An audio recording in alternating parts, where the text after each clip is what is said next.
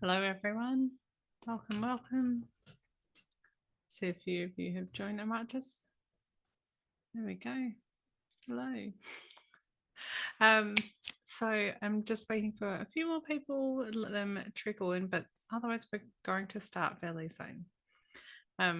We'll give them another minute or so, but I would love to hear from you a little bit more about where you're from and what you're hoping to get out of this webinar today. I really try to run an engaging and interactive webinar, so be prepared. Hi, Joan. Very familiar.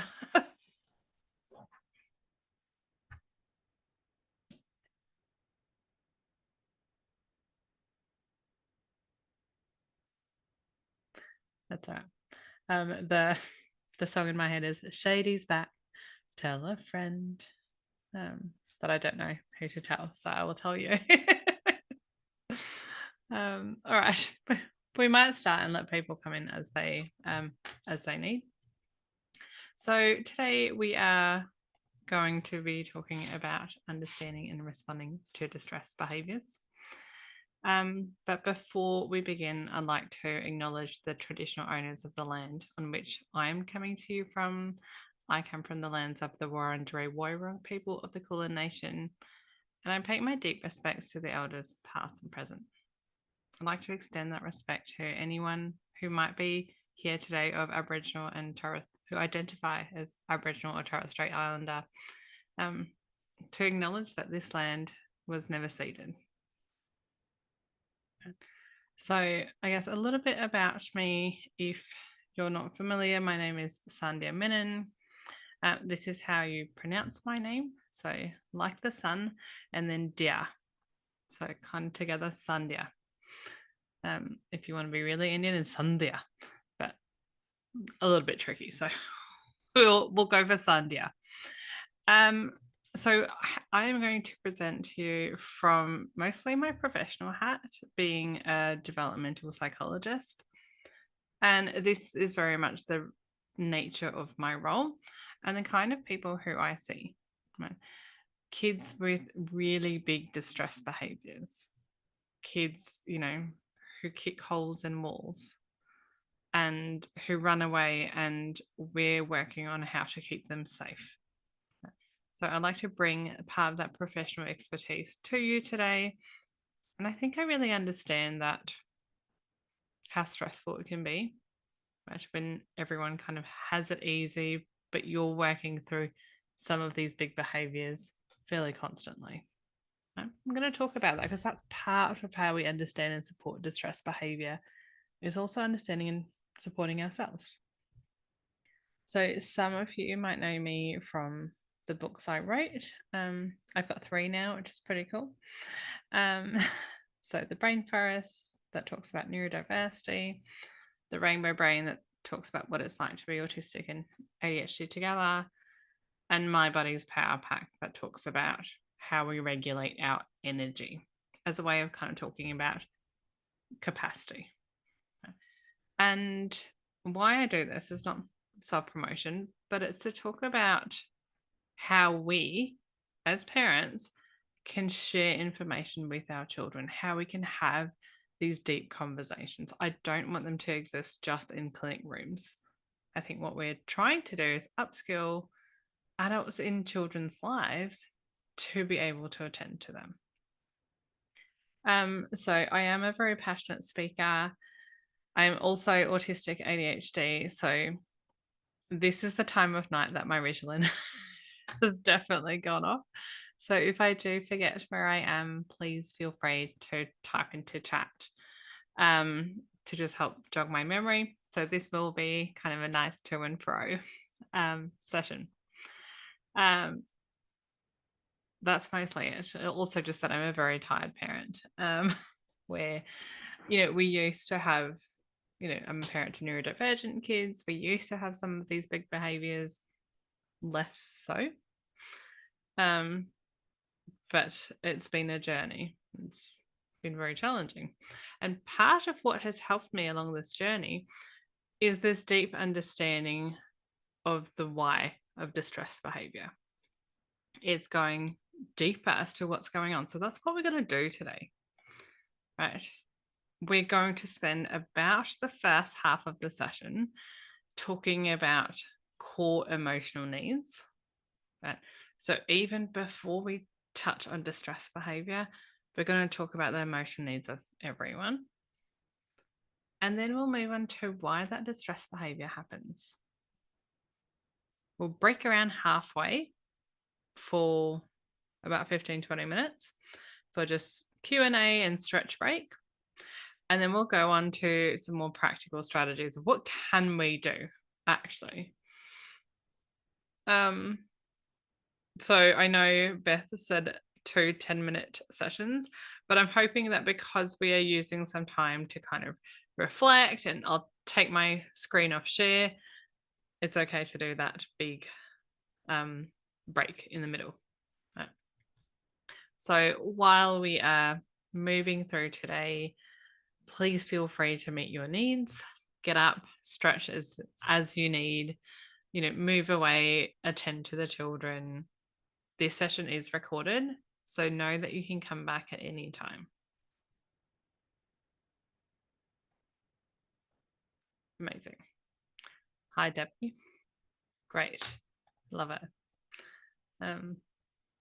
Right. So we might get started to, I guess, the chunkier parts. And we're going to start here. It's what are feelings? Now, as a psychologist, I know that I was taught feelings are happy and sad and angry, and, we're taught to name them, which is important. But what's even more important that maybe we don't pay as much attention to is the message that they send to our nervous system.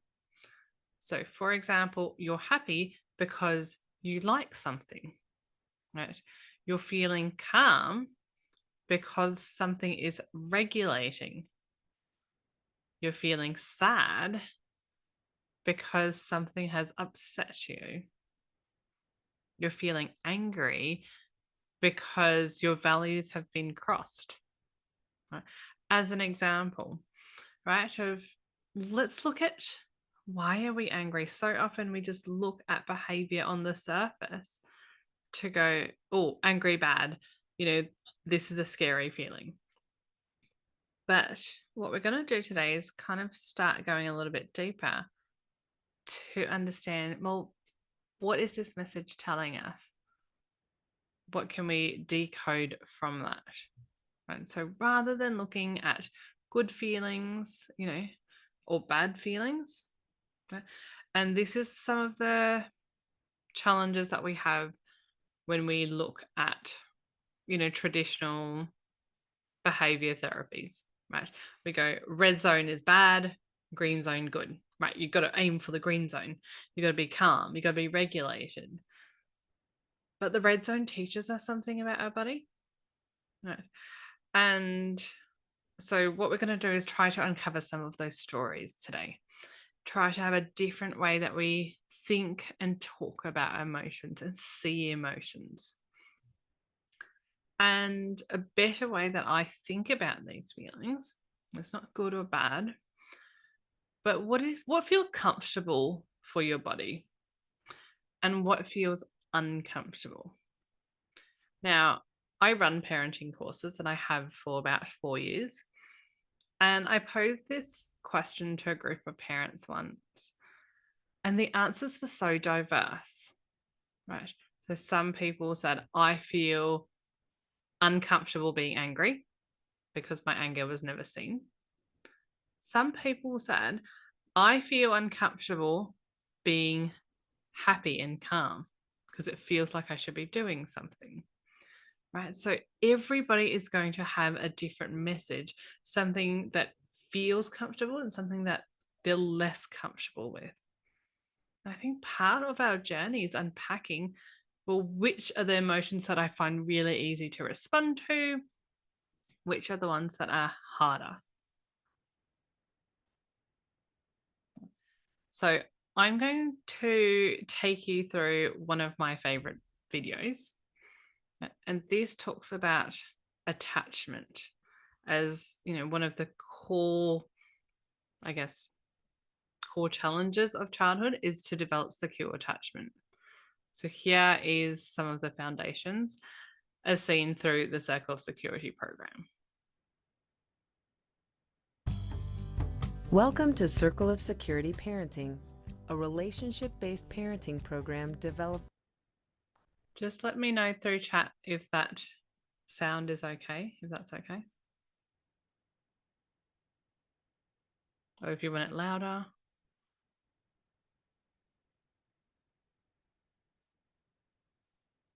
Okay, great, perfect.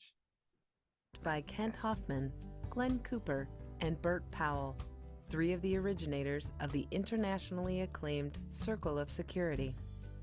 It is best to begin learning about the Circle of Security, knowing it is about all of us and each of us. The circle began at the beginning of life and will continue throughout life, all through time and in every place around the world. As you will soon find out, the more secure your child is, the more she or he will be able to enjoy you, have higher self-esteem, and the confidence to turn to you in times of trouble, both now and all the way into those difficult teenage years. Based on decades of attachment research, the Circle of Security was created as a simple graphic to make this everyday coming and going within relationship easy for all of us to recognize. We'll start with a very basic tour of the circle, and then, as we travel together over time, we'll add a few extra pieces to the circle. Let's start with the hands that you see on the circle.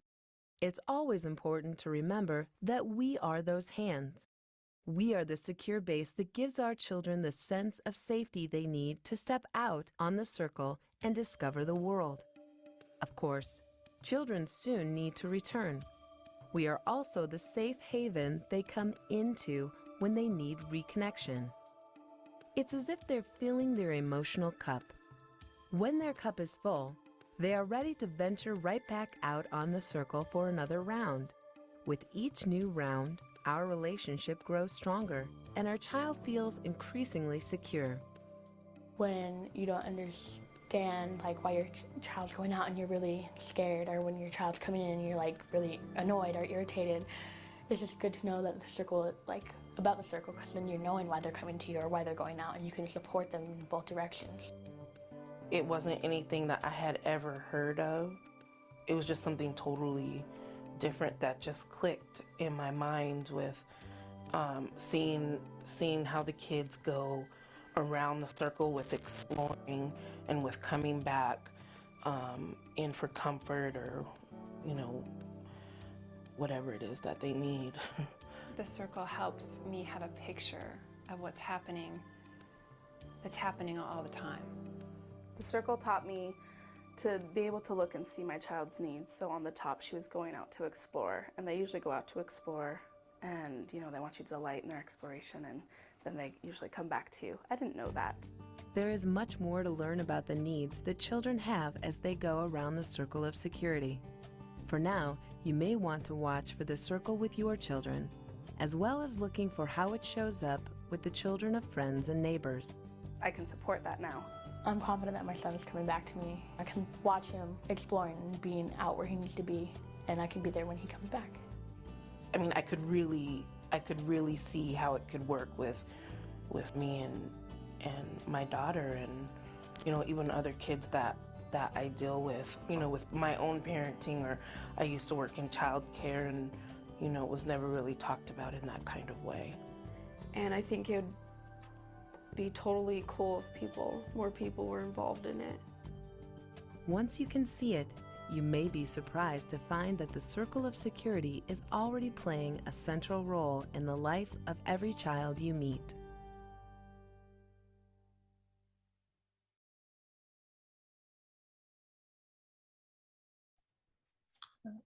So that's a little bit about the Circle of Security. And I trained in the Circle of Security program like 7 years ago now. And it was designed and marketed as, sorry for all this Peppa Pig. It was designed and marketed for 0 to 5. But the more I understand that circle, the more I realize that that's not just limited to 0 to 5. Attachment is lifelong. So even today, I have the circle with my secure attachment figures or insecure. If I look at how I operate on the circle with my parents, right? Do I still go back to them as that safe haven to organize and explore my feelings? Or am I just on the out all the time? Right? How frequently do we come back? And trying to understand our own relationship in our own circle. And then we can apply that to the children who we see. It's not just about our children, because a secure attachment figure can really be anyone, any attachment figure in the child's life, whether it be a parent or a therapist or a teacher, you can play a really important role. So let's look at that a little bit more closely. So this is a very cute infographic about it. So fundamentally, children will go out on the circle. And when we go out, what our role is to support that exploration, right? So, they're going, look, mum, 10,000 times. What they want is to know that you're attending, to delight in you, right? To help you when I get stuck, to encourage me and enjoy with me while I'm out on this circle. Right, so I'm moving away from you, I'm exploring the world. Do I feel safe to do that? And then on the bottom half of the circle, they're going to come back, right? And I need you to welcome my coming back to you. Right? And I look at these pictures and I look at the very I look at how children come back to us. I find it really easy. I don't know about you, but I find it really easy to welcome someone coming to me if they're coming to me crying. Right? To go, yep, you're crying, you're clearly upset. I can help protect you, I can comfort you, I can delight in you, and I can organize your feelings. Right? I can sort out your issues between you and your brother. It doesn't always look so neat though. Sometimes kids are on the bottom part of this circle and they're screaming at us, and it looks like they're going away. But because they're talking to us, it's actually the same thing, right? But just replace sadness over here with anger, right? So they're yelling at you, they're screaming at you, but the function is the same. I need you to comfort me, to organize my feelings, to protect me from this feeling that I feel out of control with. Right. And it talks about the role of the adult as, the hands on the circle, right? We're holding them as they go out, as they come back. And we will step off the circle, right? We're going to go away. We're going to go out for a girls' night. I go to work, right? I step off that circle and I might pass it to someone else to be those hands for a little bit. And look at all those people and, what is their relationship with the circle? How do they respond differently to kids being on the top of the circle and kids being on the bottom? So have a look at the multiple attachment figures that a child might have. And what I love about this circle of security is they summed up parenting in 25 words, which is pretty impressive. So our role is to always be bigger, stronger, wiser, and kind. Right? So the 4 things that we should try to embody. And to know that that's a balance, right? There are some moments that call for us to be bigger and stronger, right, to assert our authority. And some moments that say, I need to be wise and kind. Right? I need to do this with, I need to involve you. I need to collaborate with you. And, if anyone here is familiar with Ross Green's work, it's looking at, do I plan A, going, this is the way? Do I plan B? Do I work with them? Do I empathize? Do I collaboratively problem solve? Which is a time for which? Right. So, I actually just came back. I'll tell you this story. I just came back from watching Annie with my kids, the school holidays, and I really enjoy musicals. And, I want to introduce that to my children. Unfortunately, being an ADHDer and just being really involved in emotions, my children were trying to do a musical number while we're waiting at the train station. Right? That was not a moment for me to be wiser and kind and work collaboratively with, like, what do you think is happening? Be more aware of your body. I just had to be bigger and stronger and to go, you need to step back now, right? Because I need to protect you from going over.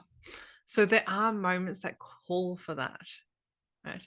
So it's an important balance in our role to go, when do we need to be bigger, stronger? When do we need to be wise and kind? So it says, wherever possible, follow the child's lead. Okay? Follow the child's need. Same. Whenever necessary, we've got to take charge. We've got to step up. We've got to go, right, this is the way. This is the plan. That's the bigger, wiser. As we go through, just by the way, if I actually really do welcome people typing away in chat as we go. So this is a long webinar, and I think sometimes it's helpful if we just have that chat along the way about these concepts. Like, is this something new for you? How do you feel about it? I'm really happy to kind of go in between. It's where my ADHD delights. So do feel free to do that. So the coming and going, that's attachment theory in a nutshell. And then let's talk about our core emotional needs, right? So fundamentally, for all of us, we have 5 core emotional needs. Yeah. 1 is the need for secure attachment. Like, when I come in, do I feel like I have someone who can organize my feelings, understand me, respond to me, all those kinds of things, right? Do I trust that that person is going to be my hands to hold, right? Or are they always not available to me, right? Am I anxious that they might not be available? Do I have the freedom to express valid needs and feelings? So do I have a say in the family? How, if I express my anger, how is that met? And this sounds like an easy question, right? But I want us to go a little bit deeper into that. And when I work through the core emotional needs, I think about, how is this happening for my child? And how is this happening for me? Because working and supporting distress behavior, we're going to have 2 people in that mix, right? One is the big, the person with the big distress behavior. And 2, it's us. And we're also struggling, right? So sometimes that distress behavior is going to bring up emotions for us. So I want us to reflect, like, how do we feel about all the feelings? What are some of the behaviors that we're uncomfortable receiving feelings about? Right? Particularly if you're like neurodivergent, you have your own relational trauma around this kind of stuff. Maybe you weren't seen and heard. Maybe you spoke up about completely rational things and nobody believed you because they couldn't perceive it, potentially. Or your need for specificity and predictability and wasn't met because people just asked you to be more flexible. Right. So, if you were shut down a lot as a child, we might start carrying that forward. Okay? We might want to shut down some of those behaviors. Right? And again, that's a core emotional need not met. And then we have, the third emotional need is, how do we develop autonomy, a competence, right, or a sense of identity, and who am I in this, I guess, journey? Right?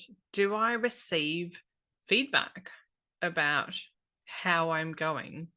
And particularly, useful, constructive, but not critical feedback. How is this identity kind of shaped along the way? Spontaneity and play. And, this one sounds fairly core for childhood. But if I'm thinking about this with a neuroaffirming lens, sometimes the way, for example, autistic kids play isn't validated, right? So we just go, okay, well, you can play, but not that way. You have to play in a way that does actually work for you, right? So if we're not able to kind of just give in to play, like true play, that emotional need's not met, right? We feel very, very uncomfortable with expressions of play, right? Or spontaneity, right? Just, I feel like doing this. How do people meet that? And then the last part is developing realistic limits and self-control. So things like, what are age-appropriate chores? Age-appropriate, I guess, responsibilities. And I guess, so broadly, we think about, do children have too many limits, right? And that they don't have that kind of freedom to move, or do they have too few limits?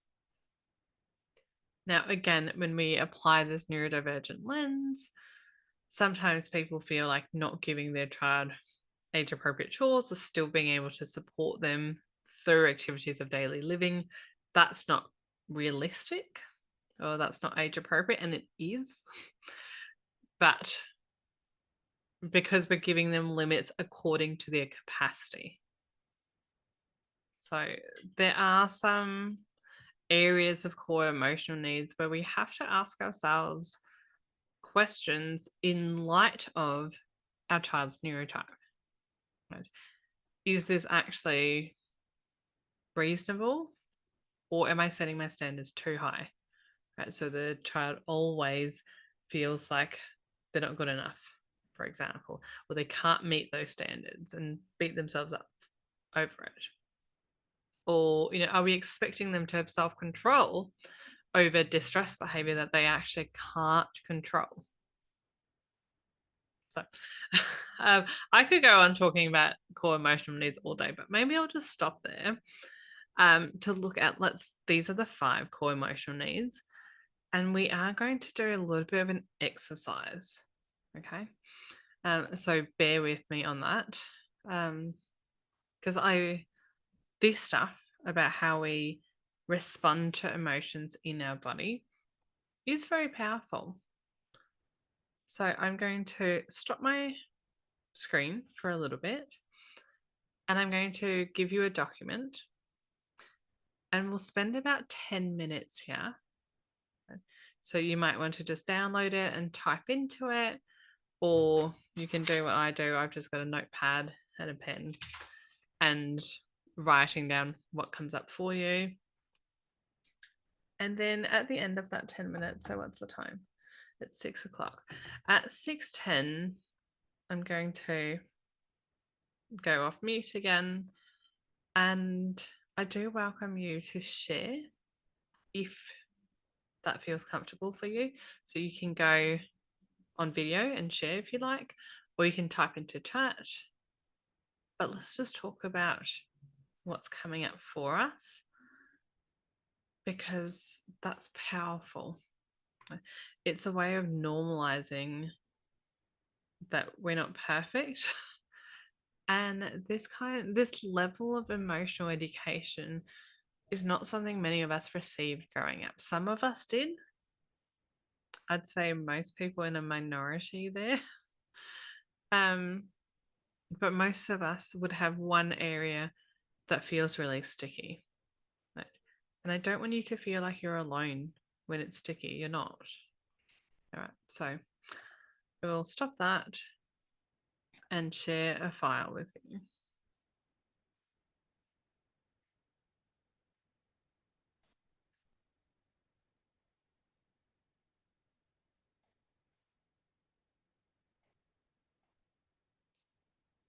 Okay, so that is currently in chat. Let me know if you can see it. I will also maybe just open that up, but it's 2 pages. Perfect. So anyone's on mobile, you might be able to see this too. All right. So I'll spend 5 minutes here and then I'll swap, but just work that out quietly.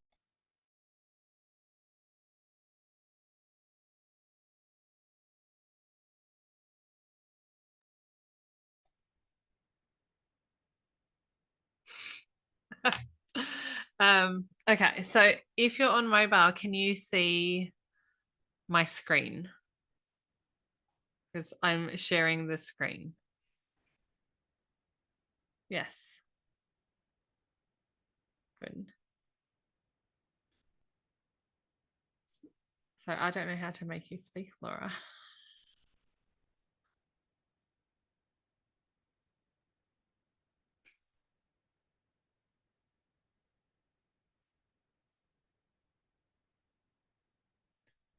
Hang on. Okay. There you go. You can talk if you like. I can see you on the screen, not the link shared. So I think I'm sharing the needs reflections. Can anyone confirm that they can see the PDF?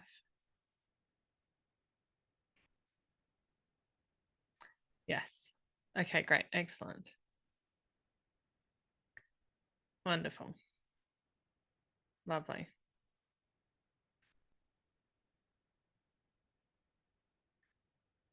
Cool. Right. I will be quiet now so you can do that.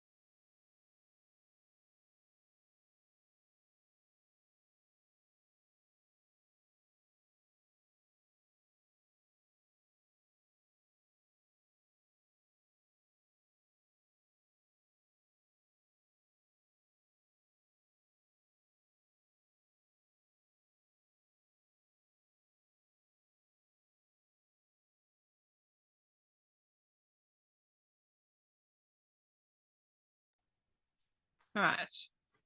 So I'm sorry I'm seeing a lot of issues with accessing the resource. I try really hard to give you the resources as additional tools, not just the slides, but I think there might be some issues on mobile. So sorry, but the resource is there and we can send that out with the recording as well. It should just be in the chat.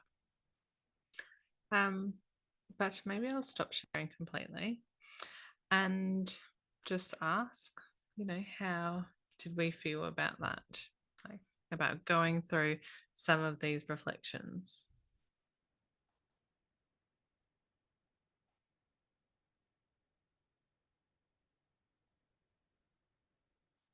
So if you like to talk, I think I can bring you in.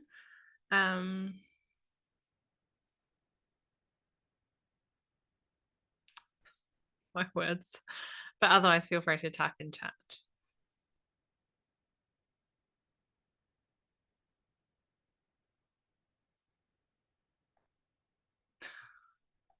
We could have gone for hours. That's right. This is very much just a little taster.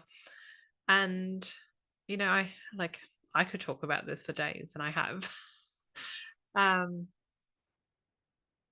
But, I hope that by giving you the time to work through it while we're together, it gives you that deeper engagement. I know for me, whenever I'm doing a workshop and someone mentions a great resource or something that would be good to do, I go, great, that's great to do, and then never touch it. So, yeah, so I hope that, even just like carving out a little bit of time to engage with those questions deeper, start that reflective process for you. Right. Joan's talking about energy and sensory sensitivities to things like screaming. Gosh, I remember that. That's it, to talk about like what does that bring up for us, and is that a core emotional need for us? Yes, absolutely. It's our need for our nervous system to also be protected. Right. And when Bub is screaming and wanting to come to us, but we're overwhelmed and our hands are fast fading. I think it's good to talk about what can we do with limited capacity. So, using the power pack analogy, I often go, okay, how do we drain, like protect our energy? And so I used to have headphones on a lot in the early years of parenting, but then also knowing that we're going to respond imperfectly because we might be neurodivergent ourselves, right? And to go, this is our cycle. This is what our circle looks like. And how do we do that in a way that still gets needs met? Right. So a little bit of a start. I hope, those of you who could access that resource manage to go that little bit deeper. But if not, we will do that. We will do that through the recording too. So let's get back up on track.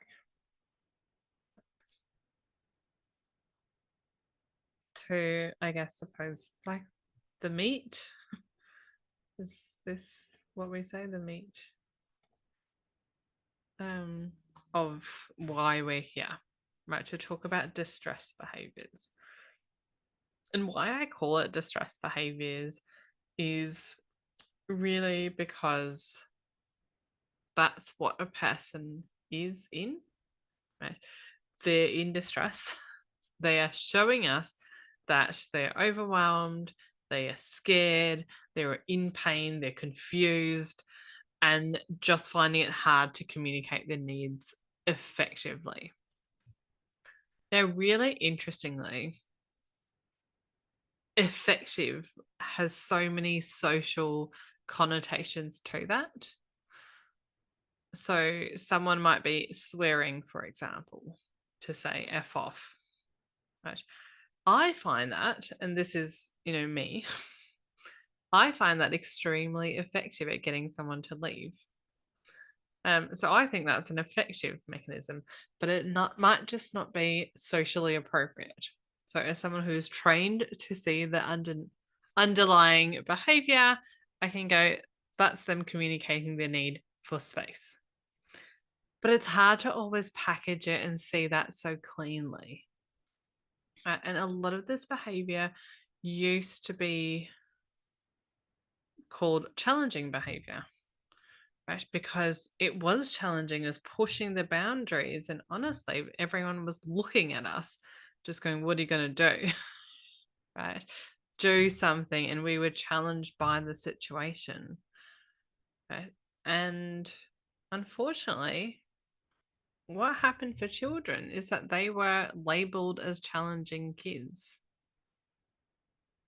And those labels stick around for kids. It informs their self-concept and who they are.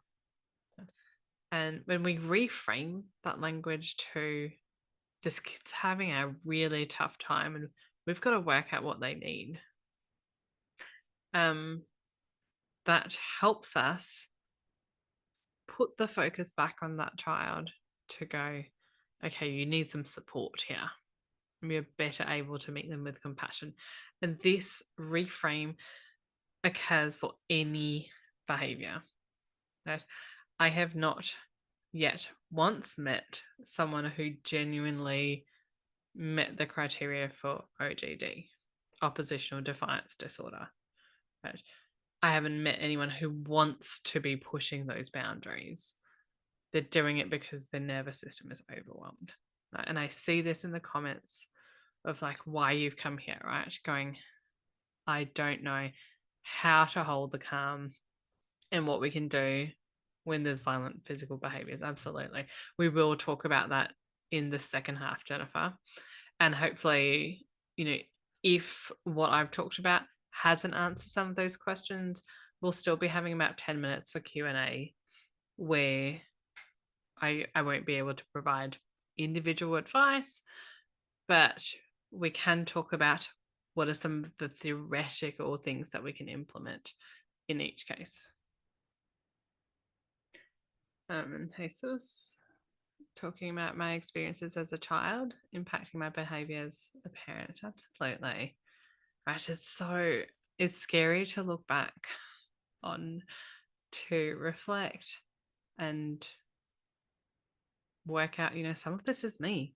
Right? And when I change my lens, absolutely. You're talking about when you learn about neuroaffirming practices, you can handle the distress behavior better. Absolutely. Right, so upskilling ourselves and unpacking our own emotional responses is part of the picture.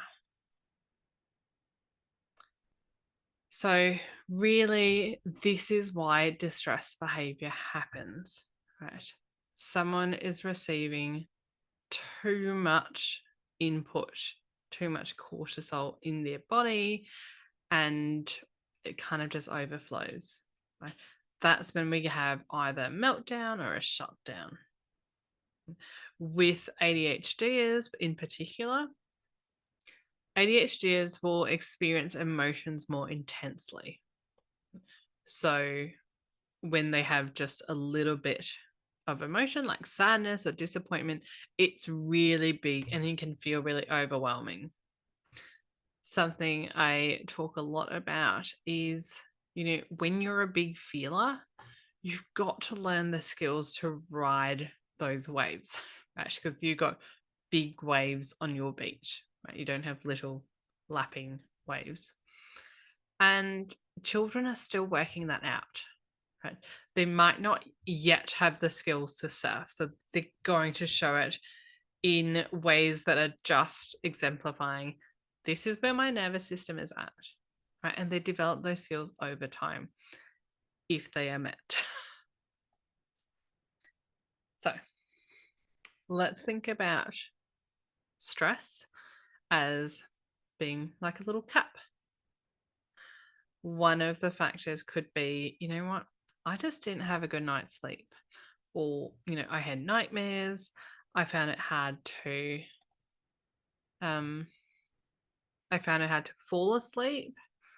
I wet the bed, whatever example, but that will impact your nervous system. And then maybe you have a more social stressor.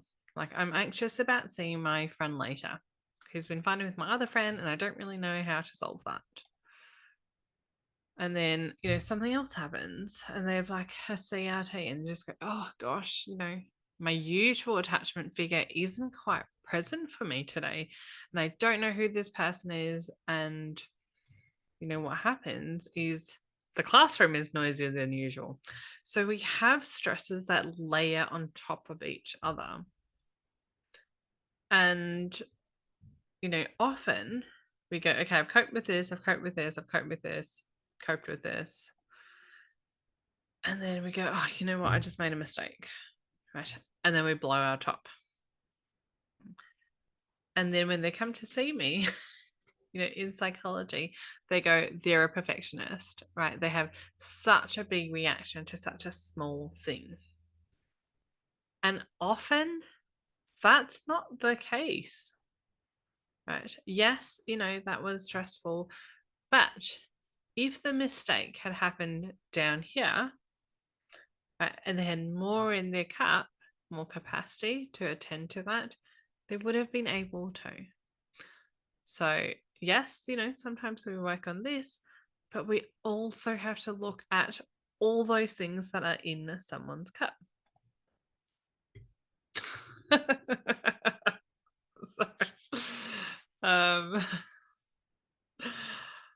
So sorry. Reason for my laughter is I give this to my assistant once I'm done to just make the headings all consistent and the same size, and I don't know why this picture is there, but it's funny. Anyway, so thinking about different people, most people, like in the classroom, for example, yes, they might have big spikes in their cortisol, when they have a problem, there's an issue, but they stay underneath that overwhelm threshold, right? Which means that they can cope with their feelings, they can implement strategies, yada, yada, yada. Right? But you're likely here because you have person one, where, if you're a big feeler, right, like an ADHD, same issue might cause a steeper spike, right? So something as simple as getting you ready in the morning and you're already close to that overwhelm threshold.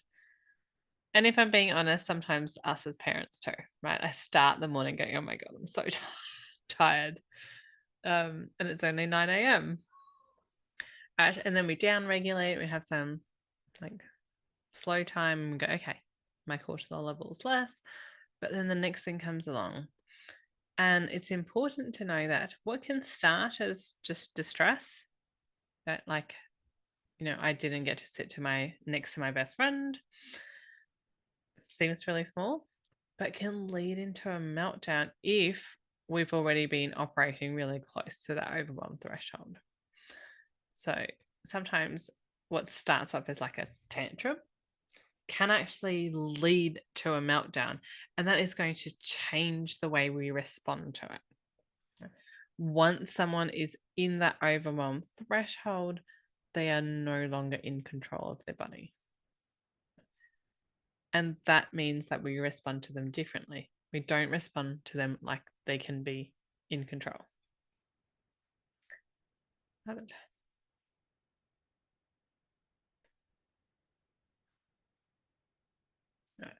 So this is really what meltdowns are. It is an overload of the stress chemicals in our body, and our body is going to register that as a trauma response. We have evolved in our understanding of traumas, right, to now look at small t traumas, right, when demands on our body exceed our ability to cope with the event. And it's important to know that they're not in control. They're operating from a space of safety. So this is an image of the brain, somewhat, illustration, where we have the forebrain. So actually I'll start from down below. Our brain develops sequentially, right? Over time, from when we were Neanderthals to where we are today. First up, we develop our hindbrain, our brainstem, and our amygdala is kind of over here. But that is just the survival part of our brain. It controls things like breathing and safety. And then over here, we have our limbic system. Broadly summarized, that is the feeling part of our brain, right, where emotions are experienced. And, when we're operating from that limbic system, your child is going to seem emotional, right? Like really needy, really anxious, really demanding, like they're not going to cooperate, right? Because they're in that limbic system. And the last thing to develop is at the prefrontal cortex, right? That thinking part of the brain. Now, especially when we're thinking and talking about children, we need to know that developmentally, this takes until around the age of 30 to fully develop. So when you're working with someone in primary school, know that that prefrontal cortex is just starting to develop. It's the part that is responsible for executive functioning, for reasoning, for problem solving. And they will have that later on. But right now, often they're going to be operating from that limbic system. Now, if I take into account neurodivergence, so this is just general brain structure. Okay. What, for example, ADHDers actually have? ADHDers have a smaller forebrain and fewer connections with their midbrain, right? Which means when an emotion comes up, it just goes whoosh, and they have less of that connection to the prefrontal cortex to really help guide them through soothing their emotions. A little bit biological, I know, but this is where you come in. Right? Our role as adults is to be that prefrontal cortex for kids, right? To be that thought and logic center while they're developing this. And to not expect that they can go more than they are showing right now. So I'm not sure if I've explained that well, so I've got a nice video to share with you. I'm just going to pause. Ever felt a big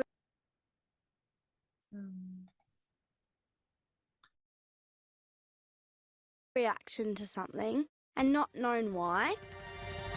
Here's a way to help you understand your brain and manage your behaviour. The hand model of the brain. The bottom of your hand represents the brainstem and is involved with the automatic physical processes that keep us alive, like breathing and our heart rate. Your thumb is your limbic system, and with your brainstem forms part of your emotional brain. This helps you to manage and understand your feelings and stress responses. The outside of your hand and fingers are your cortex, or your thinking brain.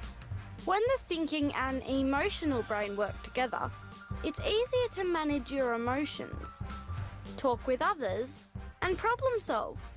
But if you feel surprised, unsafe or scared, your emotional brain takes immediate action. It can act much faster without working with your thinking brain, so you flip your lid. If you're in real danger, acting fast can help keep you safe, and that's really important. And then when the danger has passed, Your lid comes back on. Your thinking brain is back in control. But sometimes we flip our lids when we don't need to. How we think and behave isn't helpful. You can practice putting your lid back on by breathing slowly or by spending time with someone you trust. This tells your emotional brain you are safe, and it can work with your thinking brain again. Now your whole brain can help you manage your behaviour and your feelings.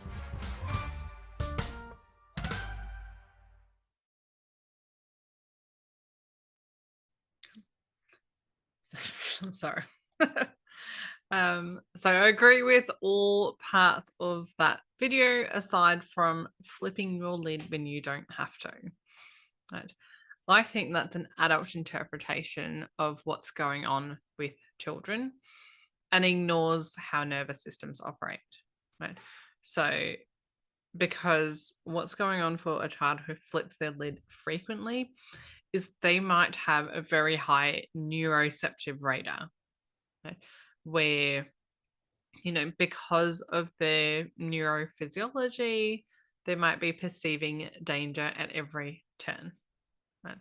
And that's not to say, you just don't have to. That's easy when someone else has different neuroceptive radar and they can see that really easily. That might be harder for the child that you have, right? And it's helping them get a better gauge and perception. It's not to just say, well, you didn't need to flip your lid. It's understanding why. Right. As an example, someone who always loses when they are racing. Right. Something that I see really commonly.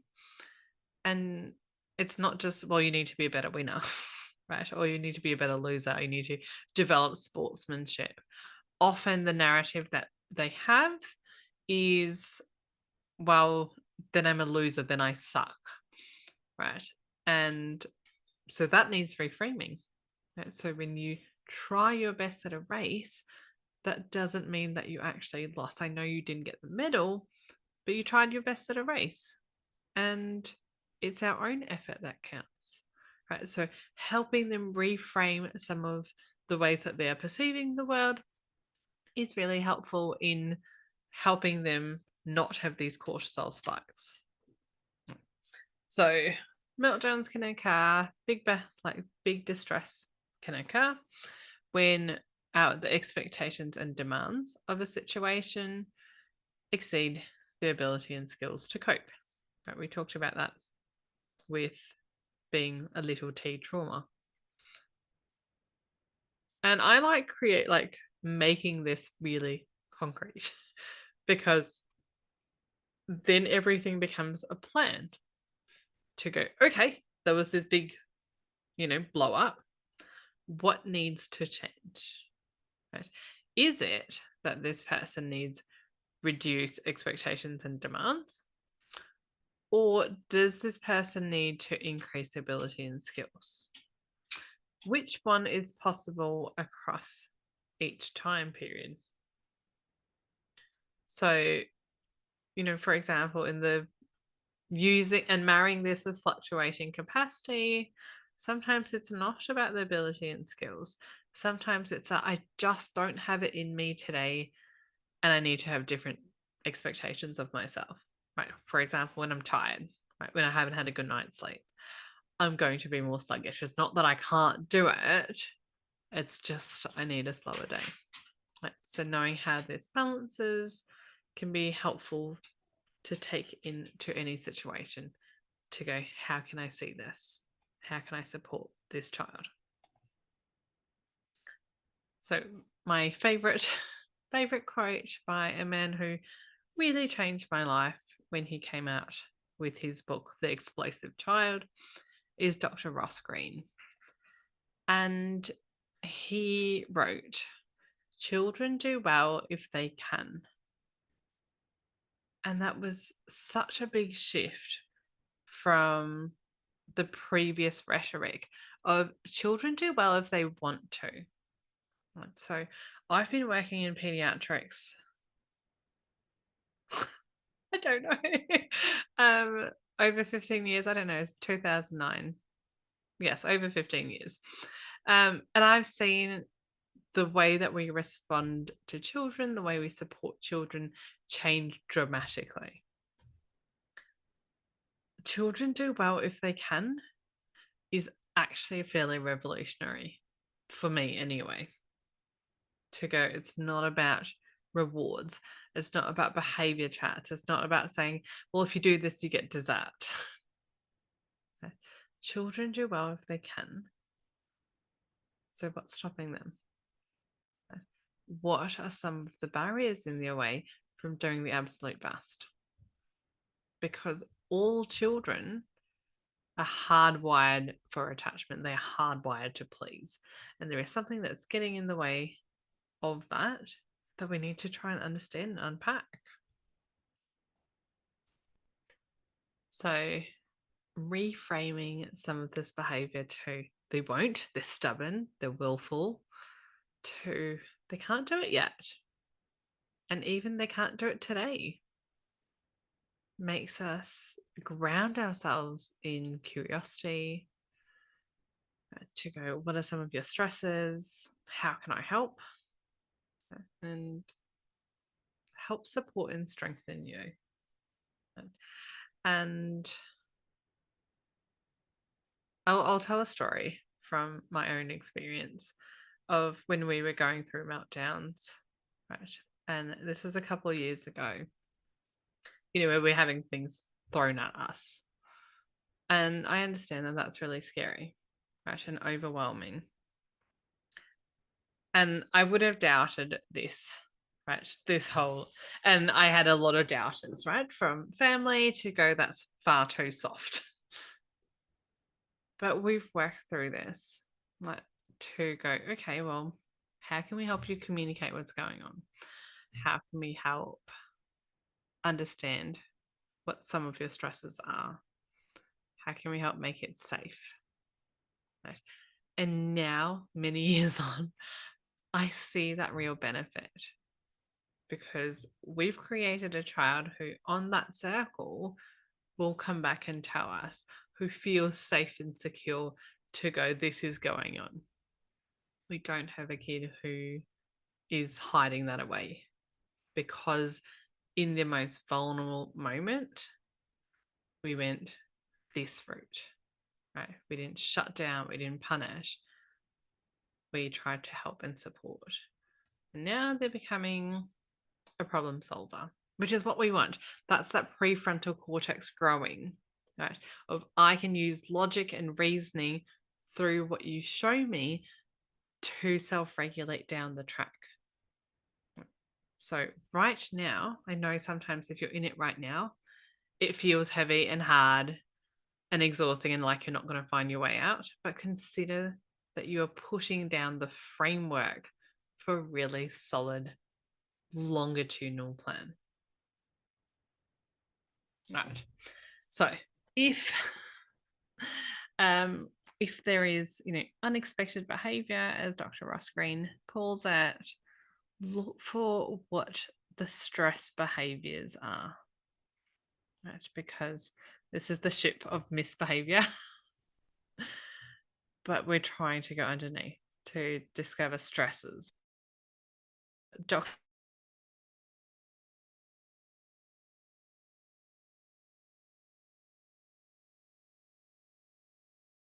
Anyway, he's someone else whose book absolutely changed my life, because he started categorizing stresses into 5 domains.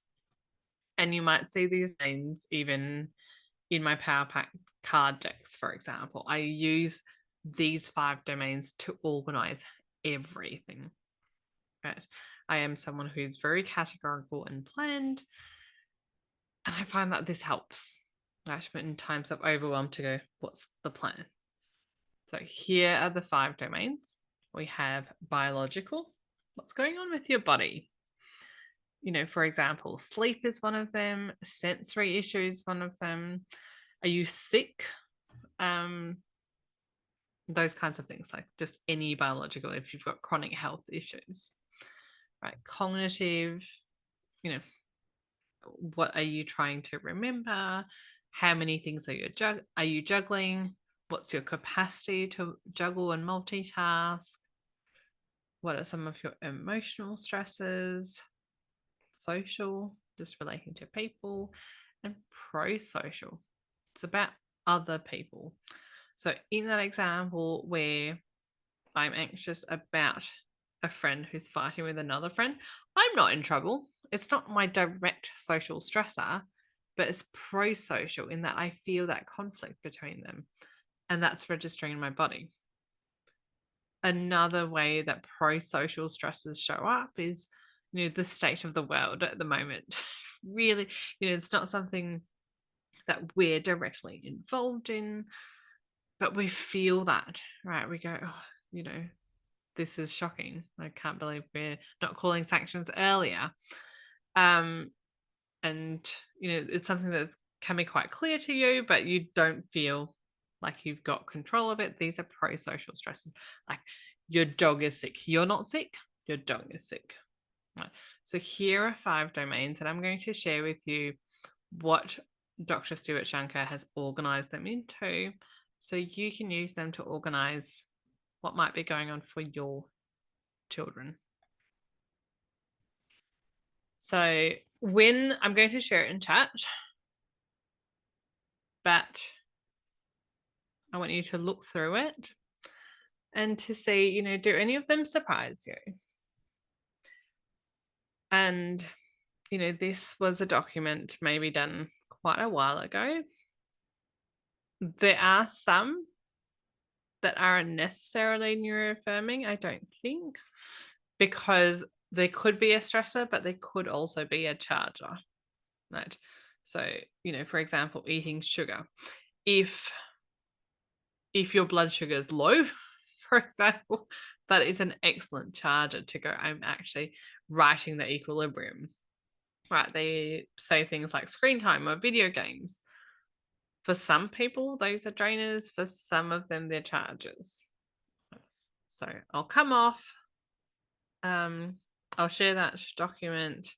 Will take a while to kind of just go through that. And if you can't access this because you're on a mobile device, just think about these 5 domains: biological, cognitive, emotional, social, and pro-social, and see if you can jot down some of the stresses just off the top of your head.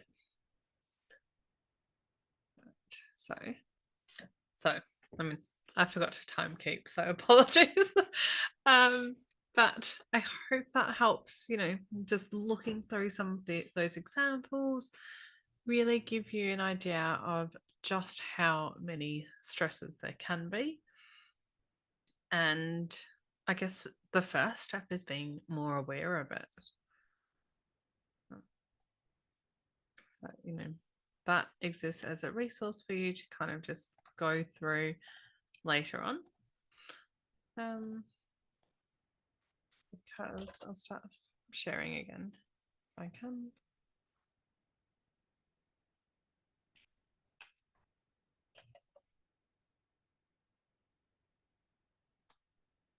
Yeah. Yes. So when we put plans in place, right, when we have a child who has these really big distress behaviors, we can be kind of just sitting in that moment, right, of how do I respond to it every day? But what we really need, and this is why people come to see therapists, is to have that plan in place of what's the long-term goal here? What am I doing every day that will lead to that long-term goal? And this is it, right? To start with, what are some of those stresses and how do I put supports and accommodations in place to help with that? Right. So work out the kinds of things that you can. Just go, okay, support and accommodate this. Work out what some of those things are that you're going to be like, I'm going to skill build around this. So write up a list. supports and accommodations in place, 2 or 3 things that we're skill building on. So, you can work with allied health providers, work with other members in your family. So if you have a parenting partner, ask grandparents, ask siblings to try to get more information. You can ask the young person. And sometimes you can just observe, right? For example, so what I've learned, right? If I put out a complex meal the first week of school, that's generally a no-no. I had to work that one out. It's not something that they told me, I don't like this food. It's something that I learned through them pushing away food every single time for the first week and going, oh, I've noticed this pattern starting to emerge. This might be a stressor. Right? It might be that they can't handle this kind of food yet. So, and this is why I spent the first half of it really talking about getting curious, right? Grounding ourselves in what's going on for this young person, because it helps us make those educated hypotheses that see that distress for what it is. Right, so some of the supports and accommodations could be, if Billy's dyslexic, they might need help reading instructions or having a screen reader, right? So that will take away some of the cognitive stresses that this person is going through. If Taryn is dyscalculic, right, so finding it hard with numbers and math and directions and maps, they might need support changing numbers into words. They might find the word 3 easier to read, for example. If Sonia is autistic, Sonia might need help with processing changes and navigating social situations, right, for example. And it could be, now I can predict these stresses. I'm going to go, oh, there's a change. I've already got these things in place. We're going to give Sonia more time. Right? If Isla is an ADHDer, Isla might need some body doubling to get work done. Right? So rather than always going, why are you late? Why haven't you done this? It's putting those supports in place to just go, okay, we're always going to do our work together. You do your work, I do mine. There's this accountability put into place. And of course, these are just examples. Right? What's probably the most important thing is that whatever support we are providing actually matches that student's particular stressor. Right? And it's important for us to individualize information to each child. And this is where I love, when you get curious, you're actually a really good person to input into their stresses, to go, I've noticed these patterns. Let's just start to play around with some of those patterns, because you'd be able to inform the supports that might be in place. So I have some really good questions that I'd like to answer. And then hopefully I'll finish by 7 and we'll take a 15-minute break. Okay. So I hope I'm saying that right. Please correct me if I'm not. Asks, how do you support your child's big emotions when they start to become a constant? I worry that supporting the outbursts over small things like the wrong bowl or a tiny scratch isn't teaching them emotion regulation. I have a 2-year-old who has an easier time regulating emotions compared to my 7-year-old. How do we tell the difference between overwhelm and outbursts from just not getting their way? I guess this is a question that, without knowing the child, their neurotype, their capacity, it's hard to answer. I will try my best. I usually work on these things based on capacity, right? To go, actually, is this a moment where they have a big feeling and I can help them make it smaller? So I'm not going to fix the problem. right? They have a big feeling about having the wrong bowl, and I can go, yeah, I hear you. You're really upset that your brother got the bowl. Doesn't mean that you give them the bowl, but it means that you help support, protect, and organize their feelings, right? That's teaching them emotion regulation, right? But sometimes it's also, I just can't handle it and I need some things to go a certain way. So if they have very low capacity and they're constantly without their window of tolerance, making them go out more frequently actually reduces their window of tolerance. So if I'm trying to build someone's window of tolerance, there's a lot of supporting, right? So unfortunately, you're going to have to be the judge of, can I help organize their feelings? Can I help meet them? Can I go, okay, you're upset. I get that. Right? You wanted the yellow bowl.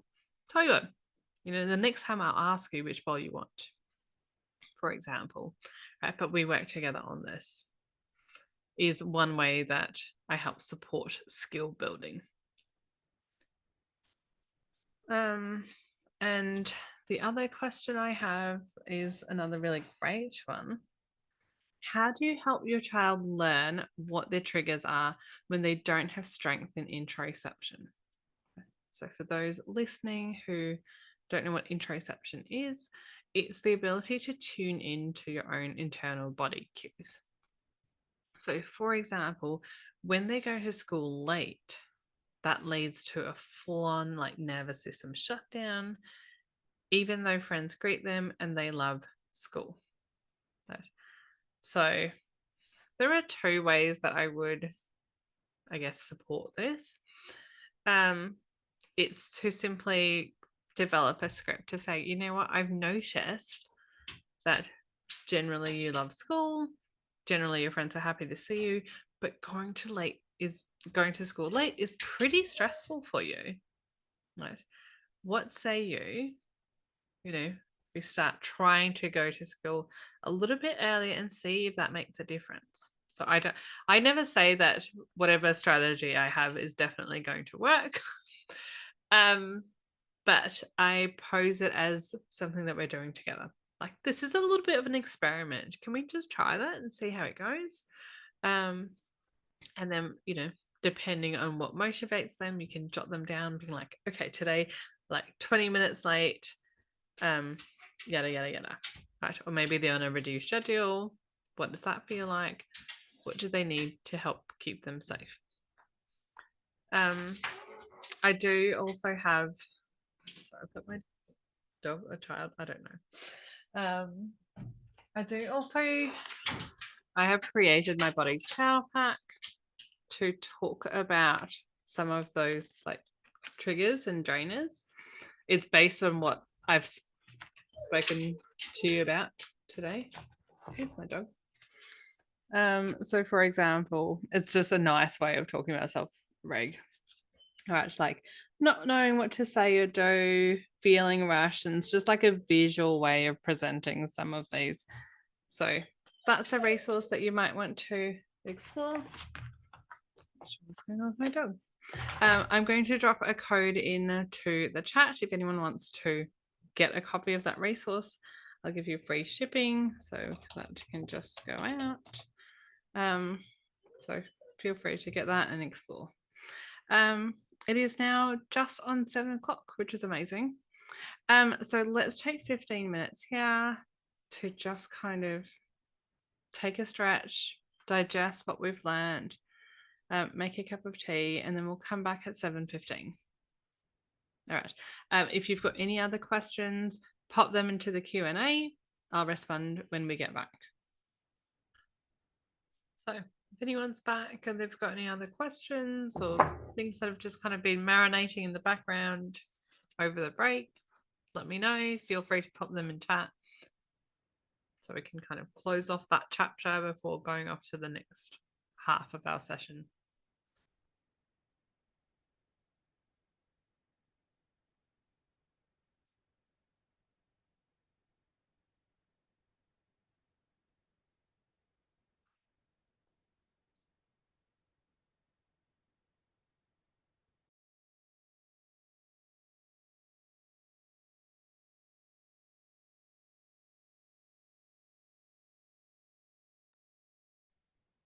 even if you type in all good, so I can kind of get like a little emotional check of where you're at, that's helpful.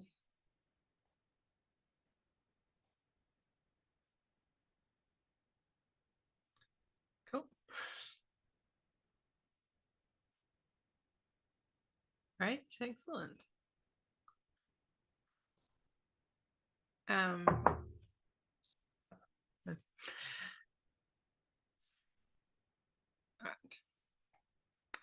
Yeah, so I know tonight is a bit of a long one, so I appreciate your staying with me.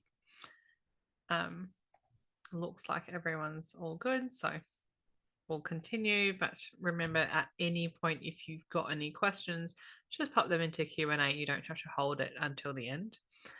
So I don't mind you just chatting as we go along. Now, the next half of our time together, we're going to be a little bit more focused in how we actually respond to some of those distress behaviors. I have tried really hard to kind of put them into a plan so that you feel safe and secure working through some of these big behaviors that might not kind of suit everyone's circumstances, because it is just based in general nervous system understanding. And this is where I really encourage you to use that discussion time so that we can talk about it and you do feel empowered to go, I know the plan here. Right? This might just be very autistic of me, but I feel very comfortable when I have a plan. But I think that's something that's quite universal. All right. So let's go back to sharing. Hopefully you had that lovely stretch time. We'll go forward. All right. So when we have that cortisol hit, right, when we have that big overflow, it happens in a few really predictable ways. Right. We have our fight mode activated. That's when, we're screaming, we're yelling, we're kicking, we're punching, we're being really aggressive, basically.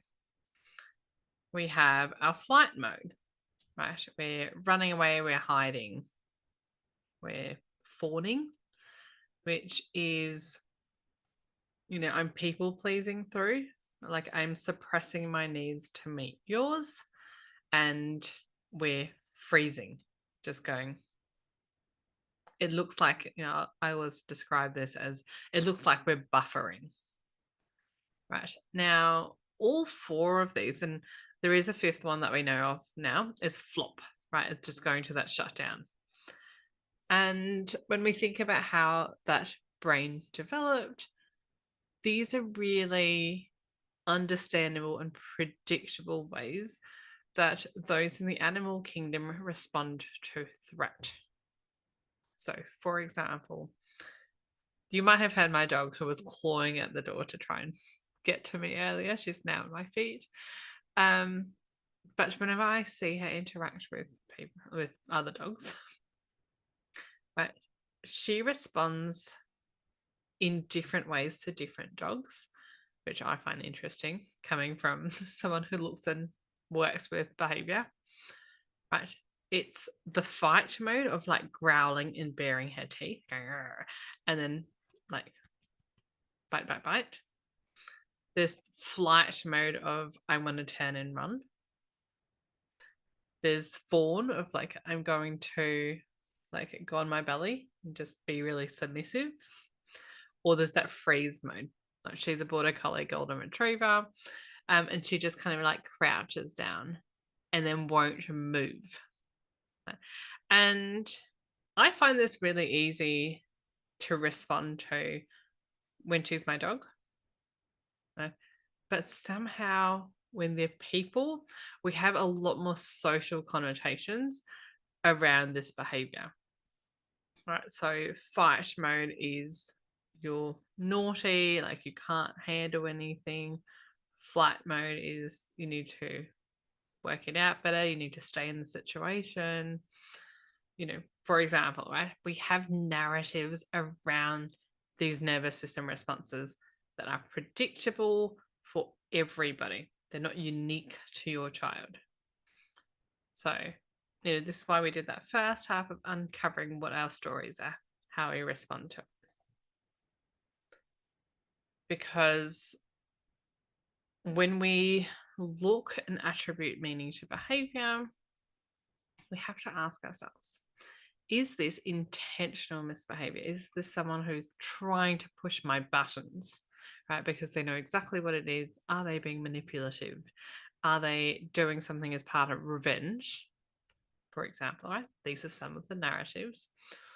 Or is this actually fight or flight and unintentional behavior? They're more reactions to their own physiological state.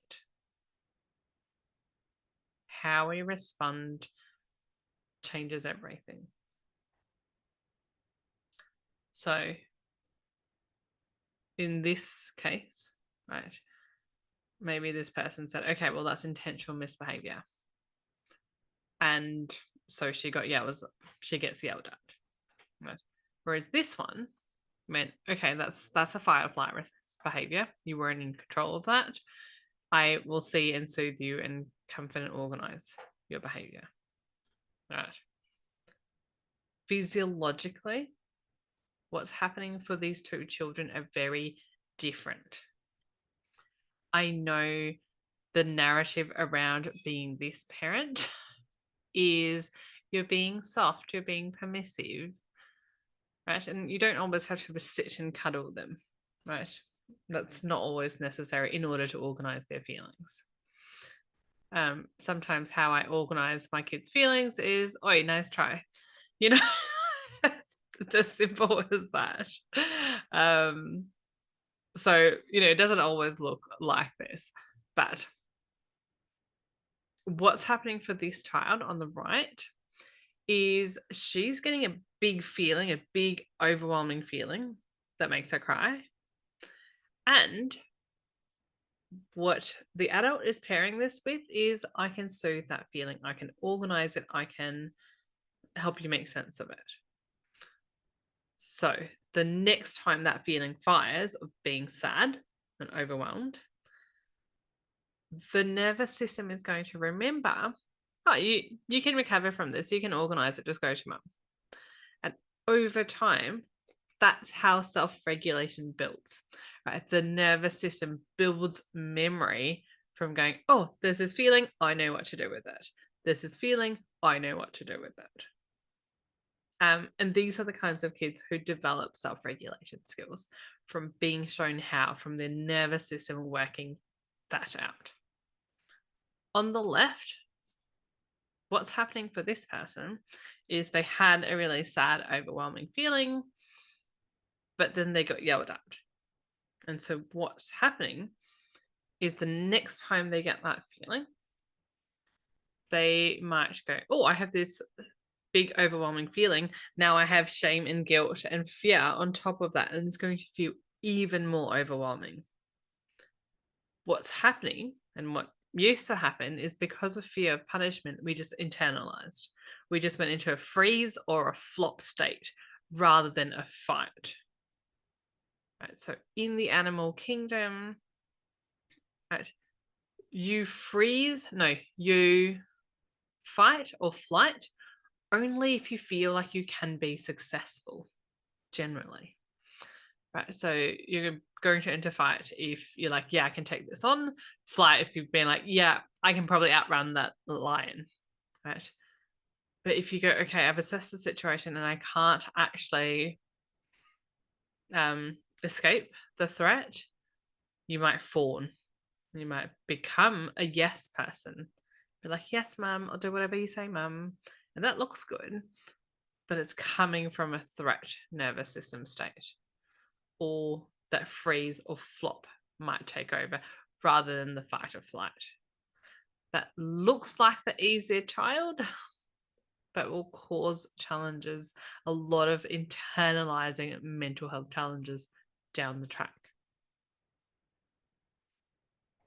So the biology that we're trying to work through, right, is neurons that fire wire together. Right? So whatever we practice is going to wire together, right? And what I generally teach parents and children is to go, okay, big feelings, do this. Big feelings, do this. Big feelings, do this. And the more that we get them firing together, they wire together. So that your brain starts to become solutions oriented. Your brain starts to go, this is a familiar feeling. I can organize that. I know what to do with this feeling. And we want to strengthen that pathway. So if they're in distress, it might currently be a weak pathway. I want to show you another resource that I created based on this concept. You don't have to buy it. I'm not doing it to sell to you, but what I want you to do is so that you can have the skill to make something like this yourself. Okay.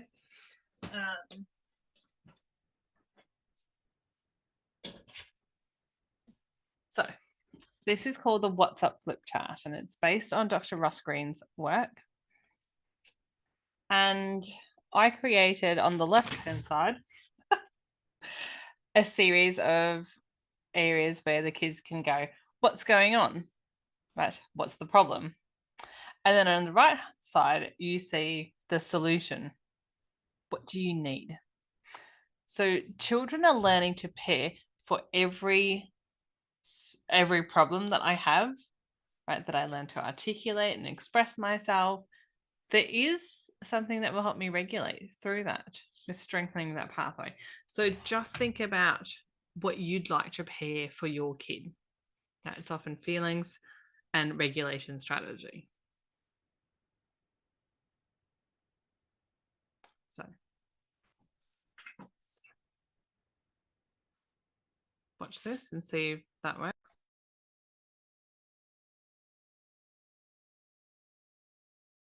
Parents.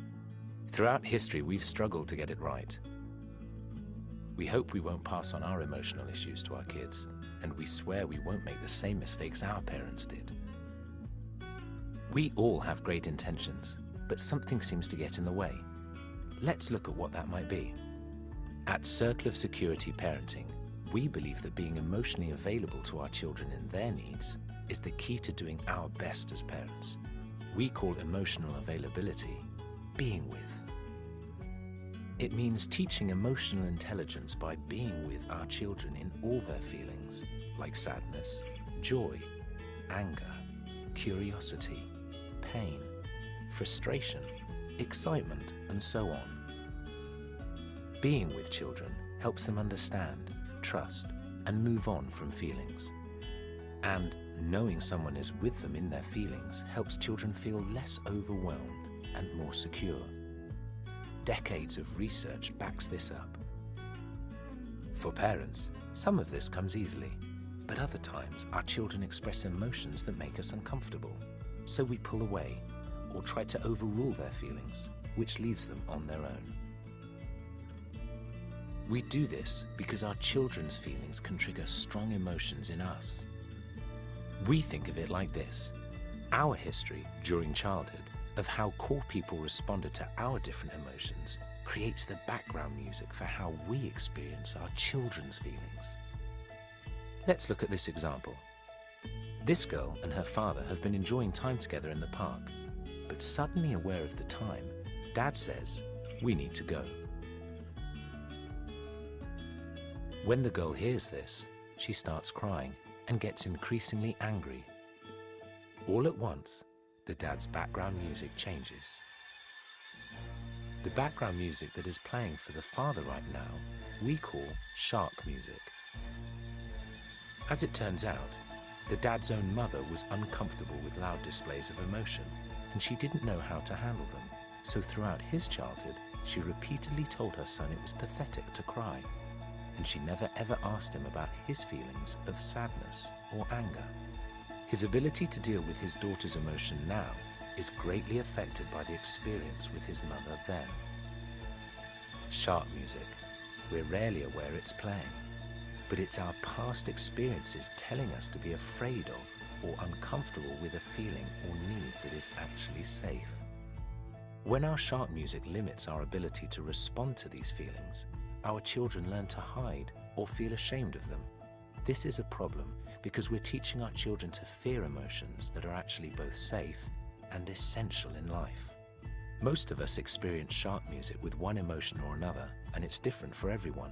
But whenever it is triggered, our ability to respond to our children's needs is limited. The good news is, by simply calling it by name and reflecting on what our children need in the moment, we can turn down our sharp music. This is so important because if we can learn to manage our history of negative experiences and perceptions, we can respond to the truth of our child's current situation and be with them in it. Ultimately, this will help our children grow up with a better ability to understand and share more of the emotions they experience. There's no escaping it. Strong feelings are a challenge to manage as parents, but our children always benefit when we have an accurate response to what's happening, rather than reacting to the sharp music we're bringing into the relationship. Remember, there's no such thing as perfect parenting, and blame never helped anyone feel more secure. That includes blaming ourselves. But the more often we can identify our sharp music, the better off our children will be.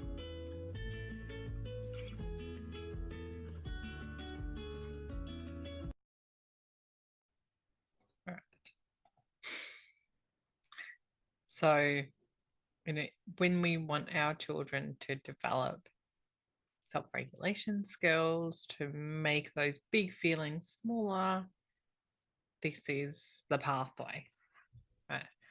I think the biggest challenge is how we self-regulate, to go, how do I offer my calm when I am hanging on by a thread? And I will share with you one strategy that I use. I developed scripts, and I will share some of those scripts with you today. So scripts are things that I don't have to cognitively think of what to do or what to say, because I have scripts of how I would like to respond. So when I am calm, when I'm journaling, I go, okay, oh, that wasn't so good today. How would I have wanted to respond? And then I write that down and I try and practice that the next time. So often what happens, especially with neurodivergent parenting, is you're not going to fully self-regulate, right? All you have to do is find some level of calm and mirror that to them, right? It's not, you don't have to do it completely calm and relaxed. You can do it frazzled, but you're saying the right things, you're offering the right presence. That can make a big difference too, right? To know that, any way that we are responding imperfectly, it's not about the child, it's about us and our bodies. Right? And then we co-regulate, we build that pathway for them, and then over time they'll be able to self-regulate. So when I'm working in this triangle, I look at the ways that they are already self-regulating. For example, if flight mode, right? They might be running away and hiding under a table. I'm like, that's your way of self-regulating. You're moving away from the threat. You're trying to find safety to get that lid back on. So looking at the ways that they're already self-regulating and expanding that toolkit.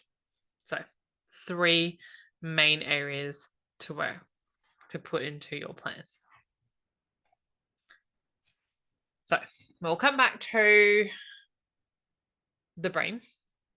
I am a big fan of making things as predictable as I can, and to go, okay, well, what can science tell me? Right? Because everything is fluffy. Right? And we spoke about this 3 areas of the brain.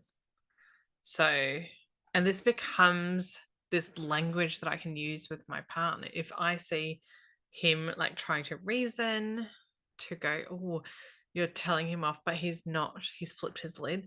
We just go, you got to relate to him first. For example, and he goes, oh, okay. Or, if they're in fight or flight, right? If they are just running away or they're yelling at you, that's not the time to be relating or reasoning. So we have to be able to identify what area is my child in, right? So if they're in fight or flight, they are simply seeking safety.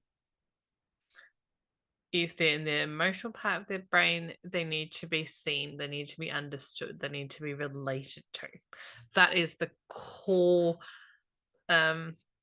challenge that we need, a core need, I suppose, the core need of the brain at that moment. And when you relate to them, it doesn't mean that you condone their behavior, but it's you're looking deeper to go, I understand why, I understand your feeling, without saying I approve of the behavior. Right? It's going, yeah, you really wanted that yellow bowl, for example. I'm not saying it was good to hit your brother over it, but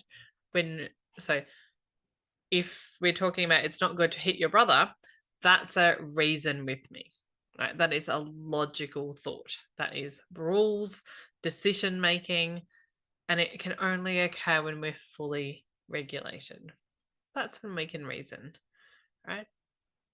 But we can't force a reason if they're still in this part of the brain.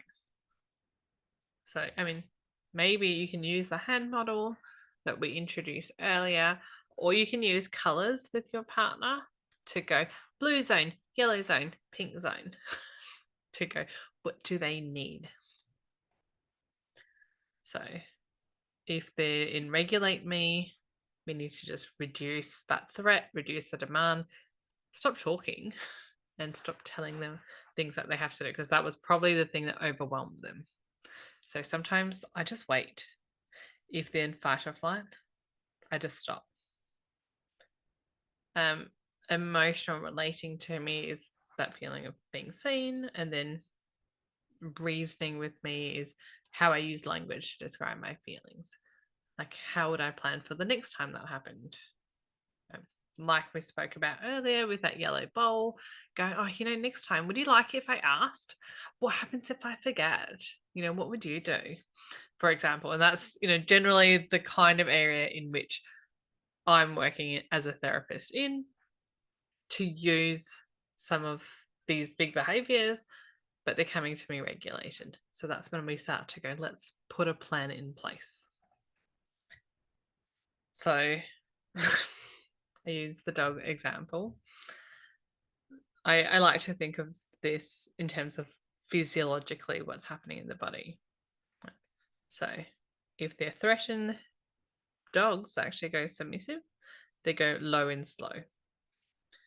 And low and slow refers to like our tone of voice, our cadence, the amount of language we have. I drop my body as well. So for example, if I was standing up and they're, standing over here, I start to sit down. What that does is immediately lower their threat level, because you're no longer towering over them. And, as children, adults tower over them a fair bit. So if we drop our body position, that can cause this physiological if we are like just stopping talking.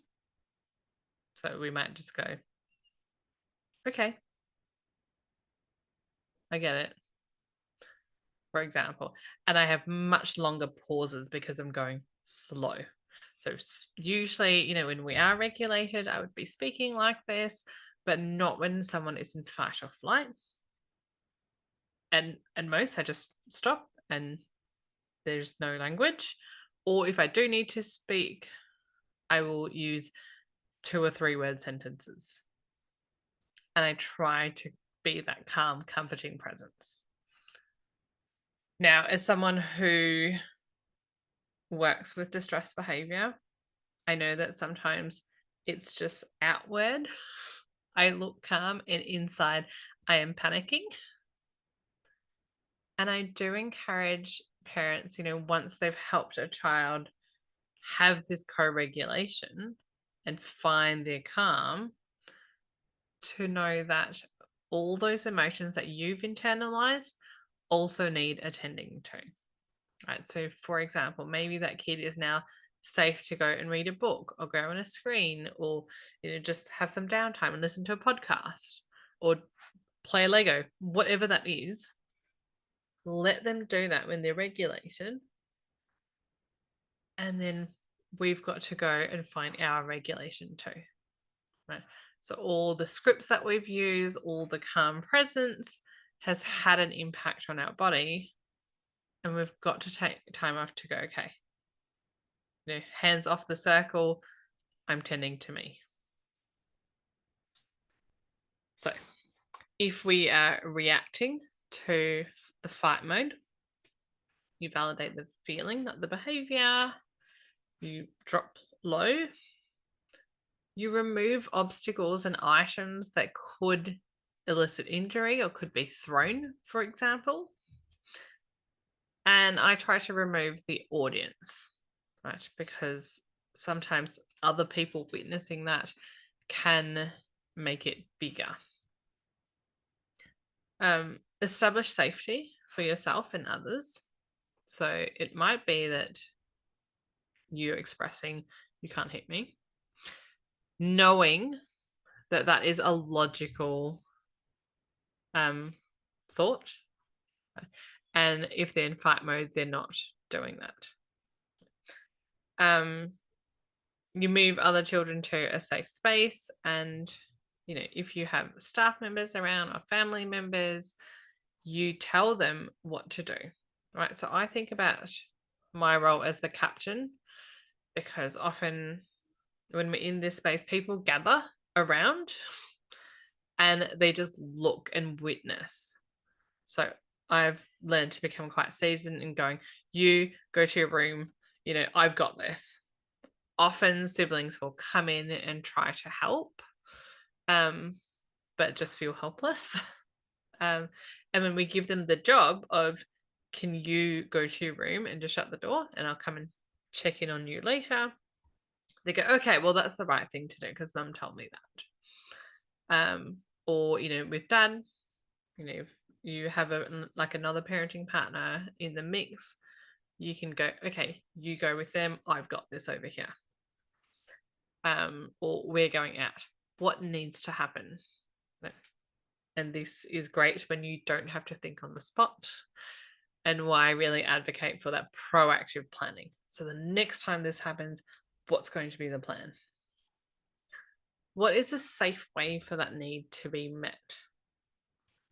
So if I'm assessing for risk, I go, the way that they're expressing their feelings right now, which of this is safe and which of this is not safe?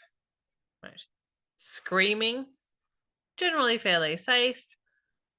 Throwing, if they're throwing pillows, I'm like, is there anything fragile around? In my play space in a therapy room, I don't have anything fragile. A cushion is very unlikely to hurt me, so I just go, okay. Or I move out of the way, or if they're biting on something, they can't bite on me. I could give them something to bite and to right. So what is a safe way for that need to be met? And really kind of going, okay, well, is this just my shame of there can be no angry feelings, or is this actually an injurious behavior, in which case I need to attend to it? So looking at ways that we can provide that safety verbally, right? If they're throwing things at me, I might just go, okay, you can't punch me. Here's something you can punch. I know the kids who I can say that to, right? For some kids, if I say you can't punch me, that gets them more upset because they know they can't punch me. They don't want to be doing that. Whereas for some kids, that triggers somehow that logical thing of, oh, I didn't realize I was punching you. So know your child. But I might just go, here's something you can punch. Or I'm going to move over here so we're both safe. So I'm not tolerating this behavior. Or, my body's not for hitting, but I'm happy to help you. Right, so having that emotional relating. But I think a lot of the work is done non-verbally, simply because of that understanding of the physiological state. They're not processing a lot of language. So I try to communicate the plan with them through my behavior. So I just move away. I don't tell them off. I just move. No. Right. If they are not actively using it and then put it down, I might remove the object that is hurting people. I can block calmly. And rather than being front on, I might turn to my side. Right? So there is less of a surface area. Often I will have like a cushion, and I kind of put that cushion in front as well to prevent risk to self or risk of injury to self. So we want to avoid doing things that make it bigger, like extra demands, like telling them off. So being quiet, just going, I'm not reacting, can help make that smaller. It's about how we stay safe through that. I'm going to check. What would you do if they don't accept other things to punch? Or if you move away, they keep chasing after you to keep kicking or hitting? Excellent point. So this sounds like a child who, they don't want anything from you. So they're angry at you. So anything that you provide to them, they're going to go, nah, I hate it. And they move away. If you move away, they keep chasing after you to keep kicking or hitting.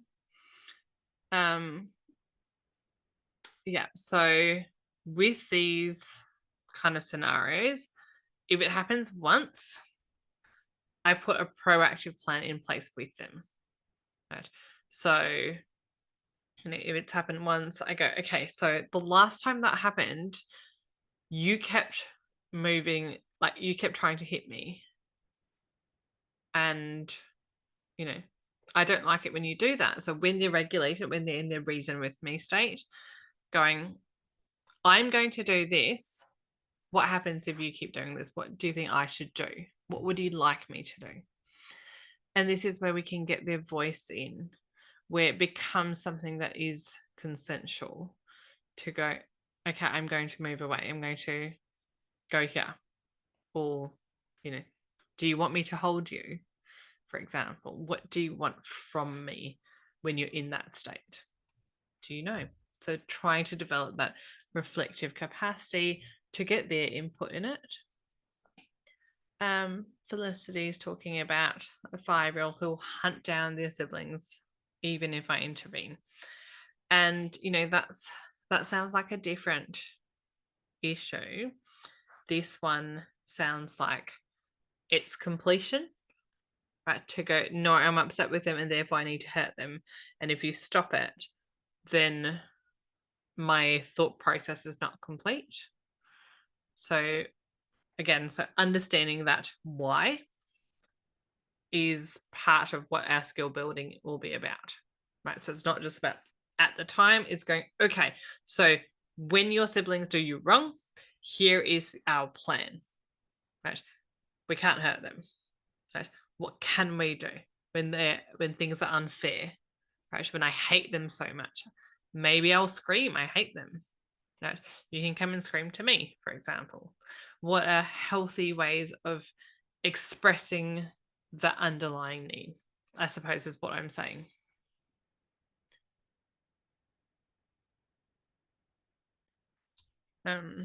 Yeah, so, keep doing that trial and error of going, what's the underlying need and what's a skill or strategy I can match with them.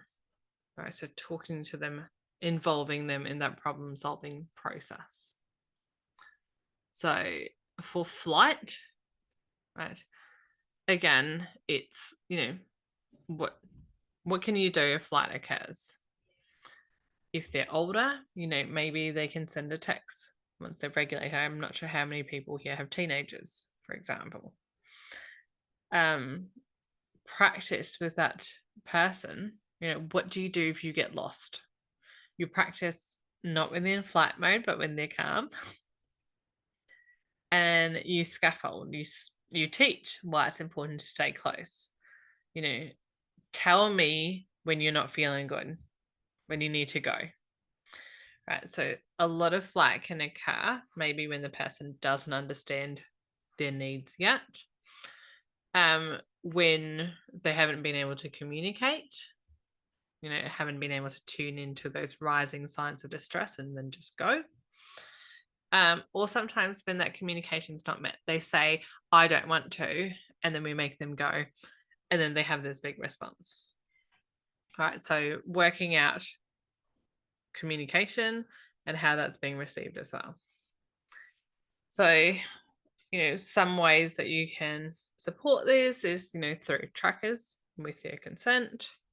Have a list of safe places that you're aware of to go, when you're really scared and you want to run away, where do you go? So I try to help them work out when they're regulated. Do you want to go to your aunt's house? Do you want to go to school? Do you want to go to the toilet? Right? Where are some places that I can work out what's safe for you? And if they're in flight mode regularly, it might be helpful to have an identification bracelet. Tattoo for when they're older, or a card prepared of like, this is what my child looks like, and some support, right? So when they're younger, you might be going, okay, do we support them in a pram, even when they're 5, for example, so that they're not walking, or carrier if you can, or if they're really active and they want to explore and not sitting in a pram, is that leash option something that you might explore? Pack the regulation tools, prepare for stresses, so like headphones, having breaks, what does that look like? And you might also want to go, actually, my child goes in flight fairly often. I need a support worker or someone else to go on outings with me. I actually can't manage by myself, and I need to plan for that as my support. So those are some things to do proactively. Now, reactively, right. 2 things. If I am the threat, for example, right, so if the individual is the threat, if they're running away from me because they don't like something I said, don't run after them, right? Unless they're in immediate danger, like they're going to run onto a road, for example. And so I establish safety and keep them in my eye line.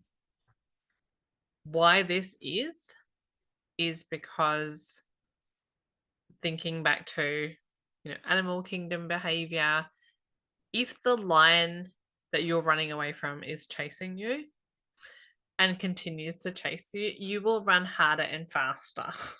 Right? So often people think that they're helping, and it's a very normal thing to do to immediately run after. But when they run, they're trying to find safety. Right? So knowing who the threat is very helpful. And this is where, having that support person can come in really helpful to go, okay, well, I can't run, but you can, because you're not the threat. And I try to meet them in the front rather than running from the back. If the environment is the threat, right? So you're not the threat, it's okay to move after them and give them space to settle, right? Allow them that space. They're going to want to find that cocoony-like space to hide and regulate, whether that's you direct them to the toilet or parent room if you're out in the shops, or like under a bush, right? Somewhere small and enclosed and away from people is generally where they will go. If you're lucky, they're just going under the table to just go, so this is where, that audience that gathers, I recruit people around, right? Whether it's like staff members, so teachers going, okay, Alex is gone, don't know where he is, all eyes out. Or those in community to go, I need you to look after, for example, my other child. I'm going to go here. please stay here, right? For example, or, we're looking for it. So develop a card that tells people what to do. If you ever need that kind of support from community, you're by yourself, you're stuck between two kids, for example, and you need to split yourself in half and you can't, recruiting members and to be able to upskill them really quickly is helpful.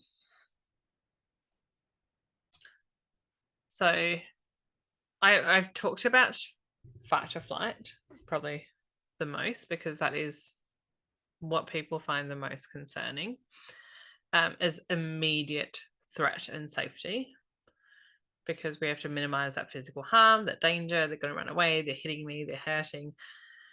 But if your child is in freeze or fawn, it's the same concepts that apply. Right? They have a distressed nervous system, and we need to go through the, are we in our brainstem? Are we in our limbic system? Or are we in prefrontal cortex? And what does that brain need? So I create meltdown plans with children, right? Even as young as 5, they'll be able to have some input into what's going on. Now, when I say I do meltdowns with 5-year-olds, I don't expect them to remember the plan. All I want is to go, okay, right now we have a weak pathway and I'm working on strengthening that. And I'm sharing this plan with you so that becomes predictable. So we have something that's mutually agreed upon, like, if you're kicking me, do you actually want me to hug you? Right? That's pre-consent. Right? So if they go, oh, I don't want to, having that pre-consent can help. Or, are you okay with me moving away because I don't want to get hit? What are some of those things that your child actually wants you to do? Can they have a say in how we keep everybody safe? And bring that to them. I won't be hit, but I can be here. Right? So I'm going to move away. So here are some ideas for meltdown plans that I have, where I try for it to be really visual. So doing them on Canva, making it only one page, so it's really easy to access. I keep it to a maximum of 3 things, because remember that they're going to be overwhelmed. So the last thing they want to do is read 5 pages of all their strategies. I just go top 3, choose one. So some of the early signs, maybe they've pushed away food, their heart is racing, or they're tired, or they're just a little bit more grumpy, and you're hearing them kind of blow up a little bit more frequently. And then your late signs, like they might be yelling or hitting. Looking at some of those stresses. And this is where, we have this collaborative plan of, I want you to skill build, right? So here are things that you can do to help your buddy. To get headphones, you can talk to an adult, you can go for a walk. Here are things that adults will do. Right? If you're stuck at you become really monotropic, you're stuck at the activity, I'm going to help you walk away from it. You might not want to, but because we've pre-talked about this, you can go, okay, I'm going to help divert you away. You might want to do some deep breathing together, or I just want you to listen to me and help me solve it. If I have this in a meltdown, I don't expect that this person will independently do these things to help their body. But I might go, oh, I'll get the headphones and you just put it on as a scaffold. I might go, I'm here to talk to you if you want. Do you want to go for a walk?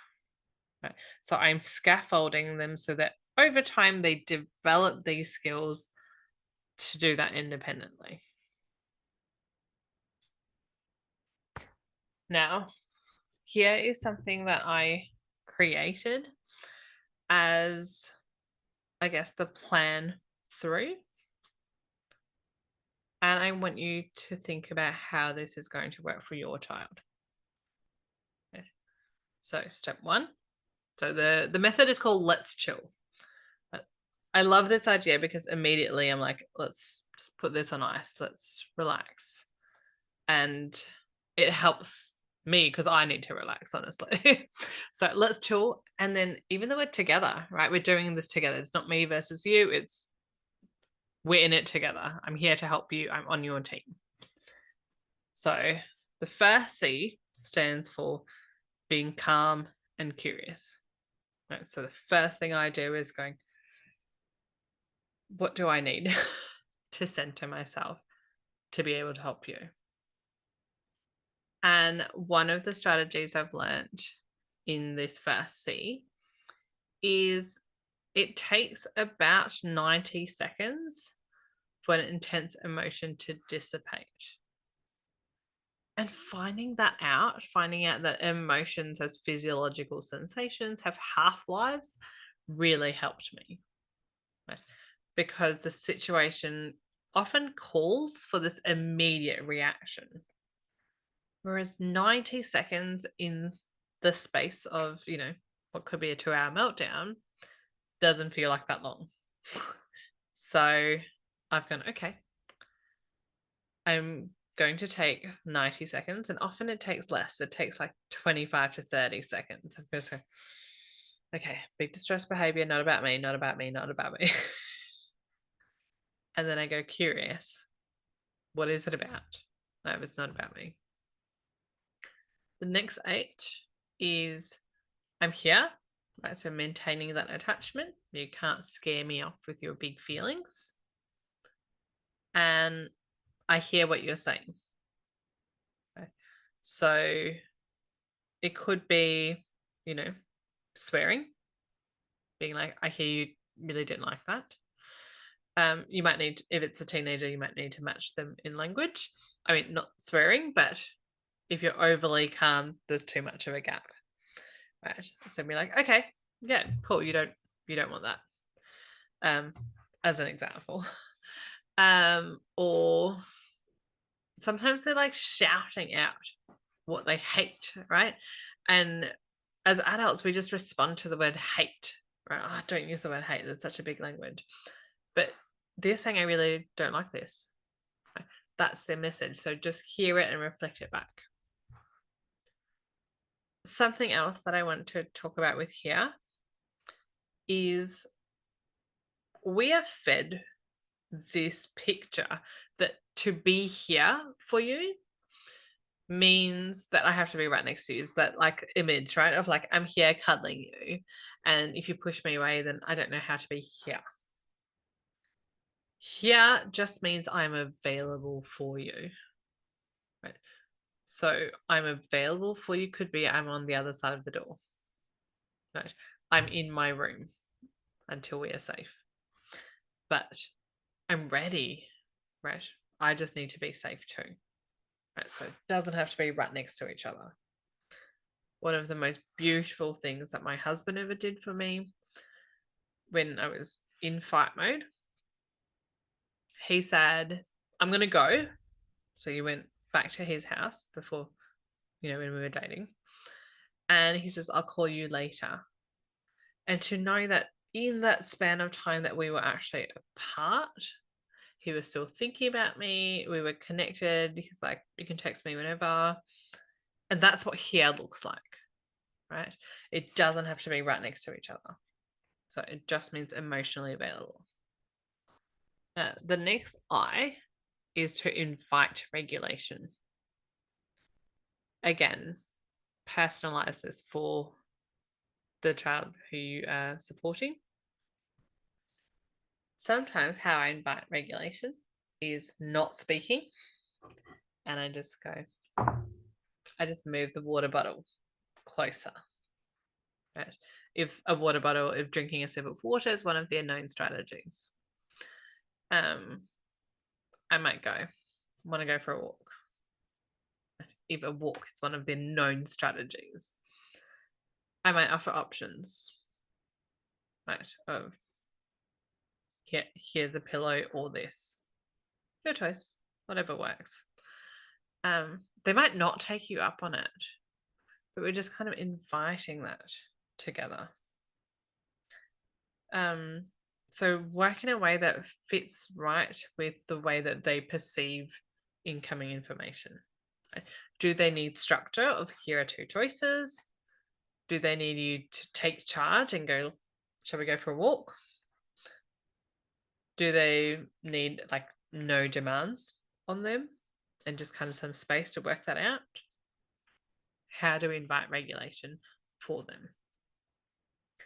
The next L is doing that low and slow that we spoke about, reducing our language, really dropping our threat, speaking slower. And then as they come back online, right, looking at little by little, let love lead. That was big for you. I love you with all your feelings. We can talk about it. What happens when kids and, honestly, adults are still working through this is the shame piece. I'm so ashamed that I lost it. So we have to juggle. I'm here for you. I love you. And then later, I'm hurt. So I think a lot about how I'd like to parent through the big behaviors, through the pushbacks. And it comes back to routine. I think, what are some routine ways that you can show attachment? And I'll share a song that I created. It's so it's about this last L. It goes, I love you when you're happy, I love you when you're sad, I love you when you're worried, I love you when you're mad, I love you, love you, love you each and every day. I love you, love you, love you in every single way. And it's a tune that they know. It's, now there's a little bit of rolling eyes at it. But because it is a routine of, yeah, that happened. Yeah, that was awful, but I still love you, even when you're mad, is a way to kind of regroup and get that shame piece down. Because shame is what makes it bigger and scarier. So I'm going to share with you some parenting scripts to use in that debrief stage, right, where we've gone through regulate, they've found safety, we've gone through relate, they know that I'm here for them, right? So scripts, talking about skill building, right, how we reason with them later on. It's okay to say that you got hurt and you didn't like it, so you can set those boundaries, tell them, because we can set boundaries without it saying you're a bad person. Right? These are factual statements of it hurt me when you hit me. Right? I need some time. Some of the natural consequences that follow is I'm feeling a little bit grumpy and I need some space right now. Right? And then work on skills. Like the next time we feel that great big anger that makes you want to smash things, do you want to have some water balloons? Like smash some water balloons. Right? Or tell me earlier before we get to that. So a lot of working with distress behavior is intervening before it gets so intense. Right? So if something doesn't feel safe or good for you, tell me. We'll work it out so that feeling doesn't need to get so big. Right? Can we try? And then often I invite my kids to give me feedback. And I say my kids, even my clients as well, to go, Did I do something? Was there a point where you told me and I didn't get that? So having this real collaborative relationship. If it's flight, again, there's that relate, please. I understand you're upset, but it's not okay to run off on me when I don't know where you are. That got me really scared. And going, what's the skill? Right? If you need to hide, here are places you can go to feel safe. So often when the kid's just under the table, I'm like, great, that's you already self-regulating. That's your skill. So this is just a non-verbal thing. I just know that they're going to the toilet, for example. This one is something that's verbal. It requires a bit more cognitive capacity to do. And just to know that you can turn to me as another skill. So choosing the skills that feel right for where you are right now. So, I don't want us to think that we can't set boundaries, right? Or we just have to love them and there are no consequences. But we've got to do it at a good balance, right? Of going, it's not naughty or manipulative, but what does repair look like for us? To acknowledge that we might be hurt in the process, and we don't just have to keep taking it. We can air it in a collaborative way that doesn't place the onus of how we're feeling on the child, but working that out in a way that's age appropriate. So some ways to work through freeze, if they've just kind of not speaking, you can say, it looks like that was too stressful for you. Would you like me to help you with that? Or, and give them another like regulating activity. No, would you like me to start the sentence for you, for example? If they're fawning, can call that out. Like saying it's like you're really hard to please Rachel, for example. What do you want to do? What do you feel like doing? And getting them to unpack that. Because if your default mode is fawn, sometimes you think that what you want is just to make other people happy. So a skill could be, what actually did you want to do? And looking at building that understanding of their self-worth. Right? It's not always to please other people. It's what makes me feel good. So how we can start those conversations. Tailor this to, again, what feels right for you. But just going, I notice you're feeling a bit off lately. Want to take a walk with me? I want to go get some frozen yogurt. That's often how I get my kids. Let's go do this fun thing together. Because sometimes they're not just going to go, I want to talk about it. Right? We have to do an activity in order to talk about it, for example. Right? So knowing what's going to work for which of your children is helpful. Give us time and choices. Right? So saying, look, we're going to have a chat about this, but we can make this predictable. Right? So we ask for consent, like, is now a good time, or should I check back in in 5 minutes, or after dinner? Right? When's a good time for you to actually have these conversations? When we're recovering, do you want to have a cuddle, or do you want to jump on the trampoline to get all that like adrenaline out? If they don't want to talk to you, which can happen, it could be, do you want to talk, or would you prefer to draw it out? So be mediated by an object, for example. So sometimes we could be playing Minecraft together, or something that's just side by side. We could be painting or doing clay or anything really, and then talking kind of to the clay. Yeah, so that's how we can offer that regulation. And I guess also knowing on the other side that we're going to be mostly proactive. We're going to work out the plan for how we can react and respond. But also know when are they doing something good? Right? What are their natural regulation strategies when they have a bit more in that cup?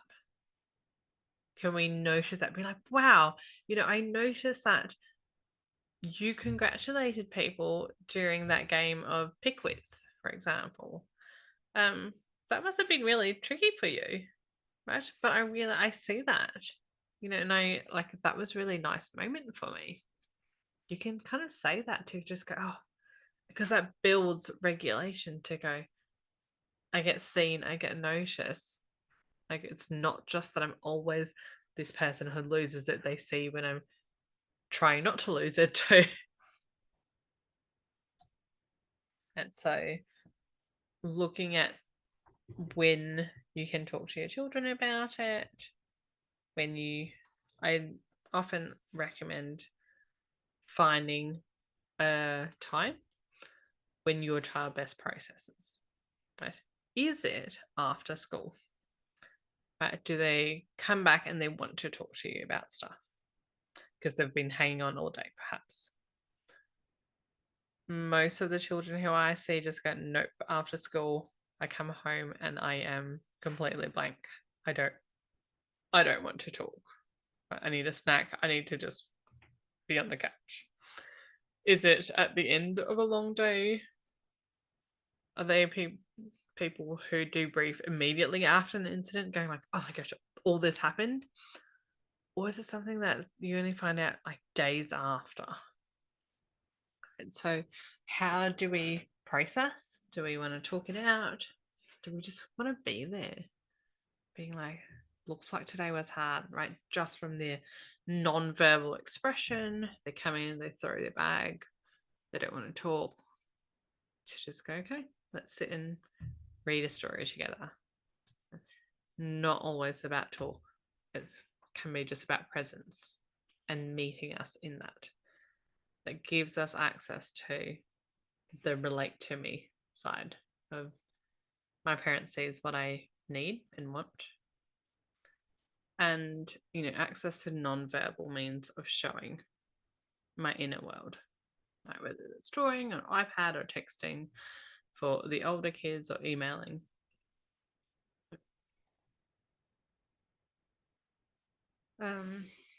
And I guess, looking at repair as well. Some of this is best practice, right? Of like, oh yes, I can help you with all your big feelings. I can find my calm. I can like co-regulate. We'll move through that triangle. That doesn't happen all the time. And that's normal for it not to happen all the time. So getting good at repair is a protective factor. What can be quite distressing for children to witness is when their parents just kind of lose it, but they don't get access to the closure after. They are just left with, oh, well, that was about me. That was something wrong I did. Whereas if the parents lose it and then they come back, right, back on the circle and repair going, I shouldn't have spoken to you that way. I was just really grumpy. I'm so sorry. Or, I was feeling frustrated. It wasn't fair to take it out on you. Coming back, that circle back really matters, right?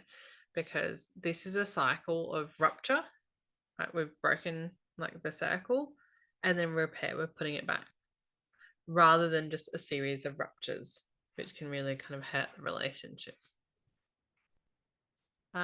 What I'm seeing a lot of parents do is get really good at being some of the first in their family to repair and to apologize to children. That's huge. Sometimes that kind of still feels wrong, but feels so right? It's so healing for the inner child of like, I needed an apology and I never got it. So I'm going to be that change and offer that to my children so they always know where they stand with me. Like where I'm going to be really open and honest about where things are at.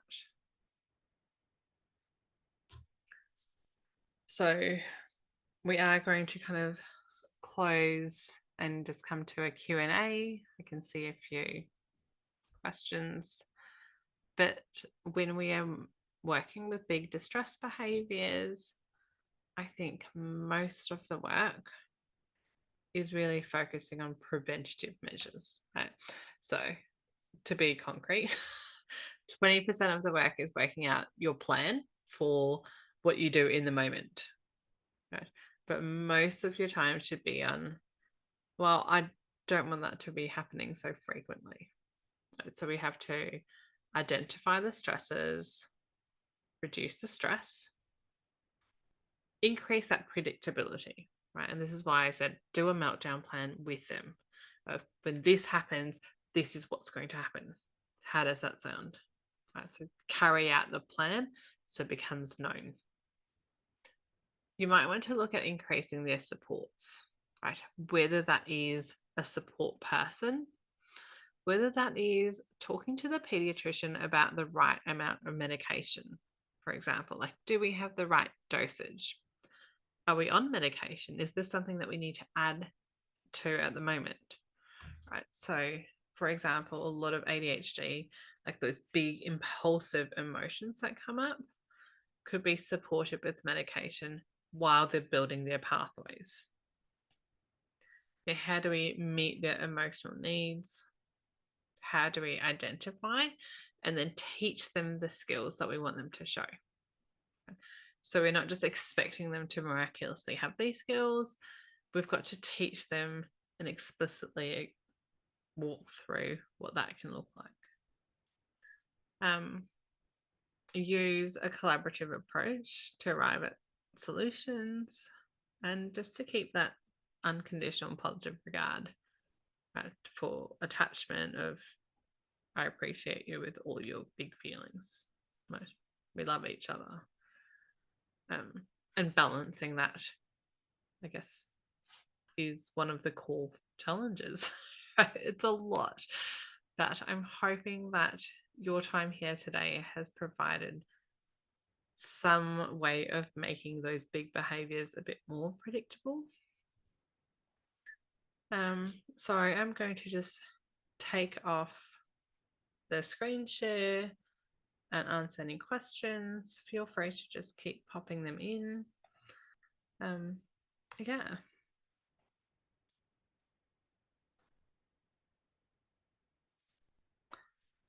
Okay, so their response to what you have suggested is stop talking. Okay. That's a really good one. Thinking about stop talking, they're overwhelmed. But two things. They might be overwhelmed, and stop talking means like I can't handle any more language. Or stop talking could be I'm uncomfortable with this conversation. Right. This doesn't feel good for me. In which case, you've got to decide how you're going to handle it. It might be that it can be like, okay, I'm going to stop, but we should have this conversation at some point. I'll check back in at another time, right? So we're respecting that you're not going to engage right now. Right? I hear you saying stop talking, and still being able to circle back, being like, this is important, so I'll catch you at another time. No.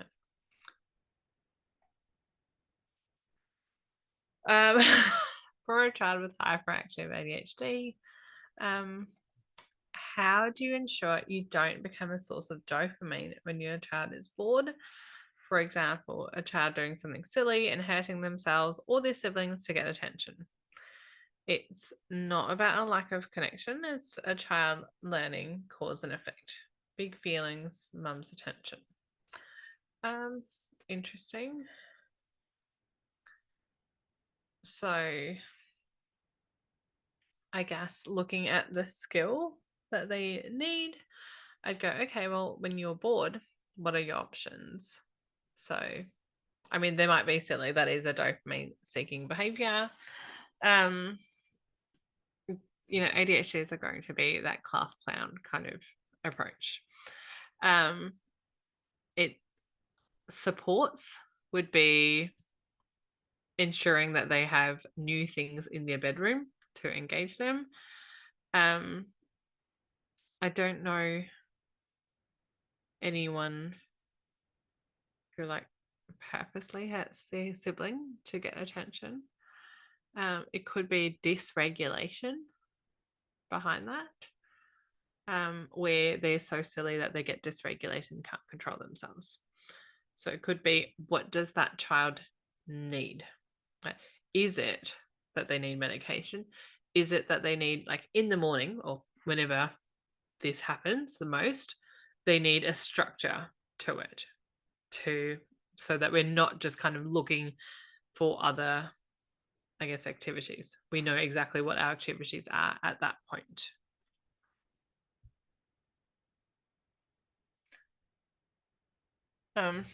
Another really good question: what if you realistically can't be there for every emotional need because you need to get things done, like make dinner or get other siblings into the shower?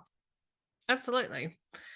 This is a really good one because this is real life. So what I'm sharing with you is simply psychological theory, and we have to go, okay, well, when can we realistically make this happen? And which emotional need needs to be attended to? We don't have to respond to all of them, right? So it could be, I hear you, but I'm getting David into the shower. I'll come chat to you later. Right. So that's I hear you. I hear that you want that, but not right now because I've got stuff to do. You're going to have to wait. So teaching them to wait and delay those things could be helpful. But I guess that also needs to be taken with some nuance. If, they're in a meltdown, for example, then the kids who need to get in the shower is just going to have to wait, right? Because that is a big and unsafe kind of expression. So weighing that up between, can it wait being attended to, or can it not, I guess, more simply. Yeah. Oh, this is a big one, and why I talk about like tending to our own nervous system. Right? How do you manage burnout out of constantly considering your child's needs, triggers, troubleshooting? It feels like I've consumed a PhD's worth of knowledge since our child was born, and it is tiring. I feel like a manager at a job and not a mother to their child. I feel this in my soul. And I think it's about coming back to those factors. Realistically, what supports can we get? So things that I've done is outsource therapy. So I used to try to be the therapist to my child. I'm just like, no, they actually need OT and psych and speech, for example, right? Or getting my parenting partner to upskill, just going, that's on you, right? I can't do it all. Like, you've got to actually step up and do some of this, and having those real honest conversations about what some of your needs are. Right? And then looking at troubleshooting your own nervous system, right? Of when can I just rest and relax and play? Right? Your own emotional needs for spontaneity, for play, for regulation, for rest. Right? Are we meeting some of that? Right? And part of this is I've gotten really good at asking for help. And often, because I have the knowledge, I'm the go-to. And I think a lot of primary caregivers adopt this role. But I've started going, I need help. I really do.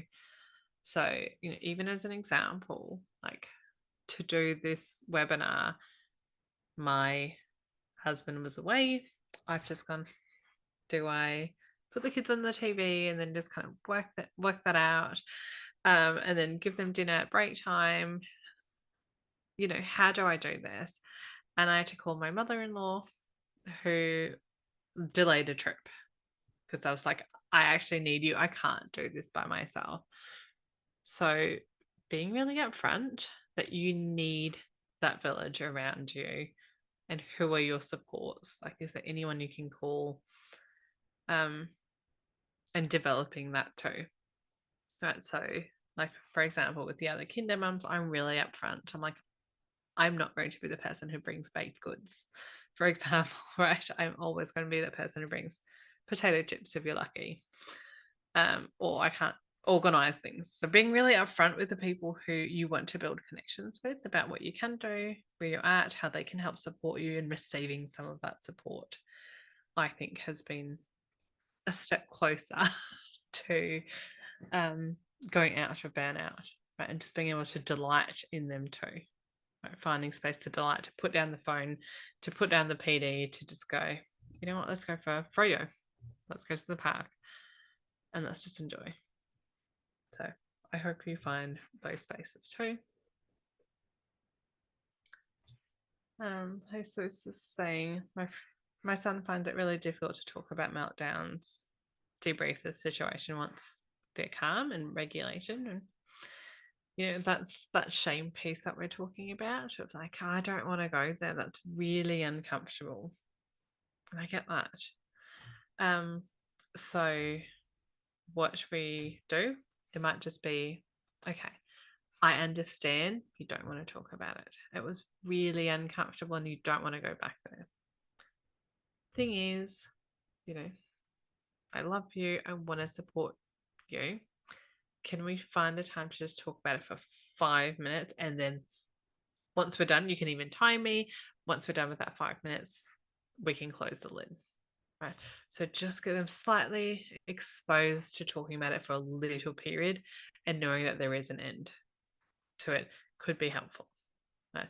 So to know that you're not doing the reason stage to get them in trouble or to rehash something or to say that they're bad. So I think that needs to be a foundation, and then set limits so that they can discover through experiencing that that is safe, right? So experiencing in small doses, and then over time that safety can grow. All right. I think that's the end of my questions. As well as my time, I didn't do too bad with time, which I'm really impressed by. So yeah, if you want to find me, I'm doing this 30 days for ADHD Awareness Month. I am on Instagram at Onwards and Upwards Psychology and Facebook as well. So I'm doing a little bit of information about supporting ADHDers, and I guess from a neuroaffirming perspective, you're welcome to come follow me there and chat more. But, you know, if not, thank you so much for your time and attention. I appreciate you spending 3 hours with me tonight, and I hope this helped. But please feel free to let me know any feedback, any areas for improvement. But I hope the resources provided to you was helpful today. All right. Good night, everyone.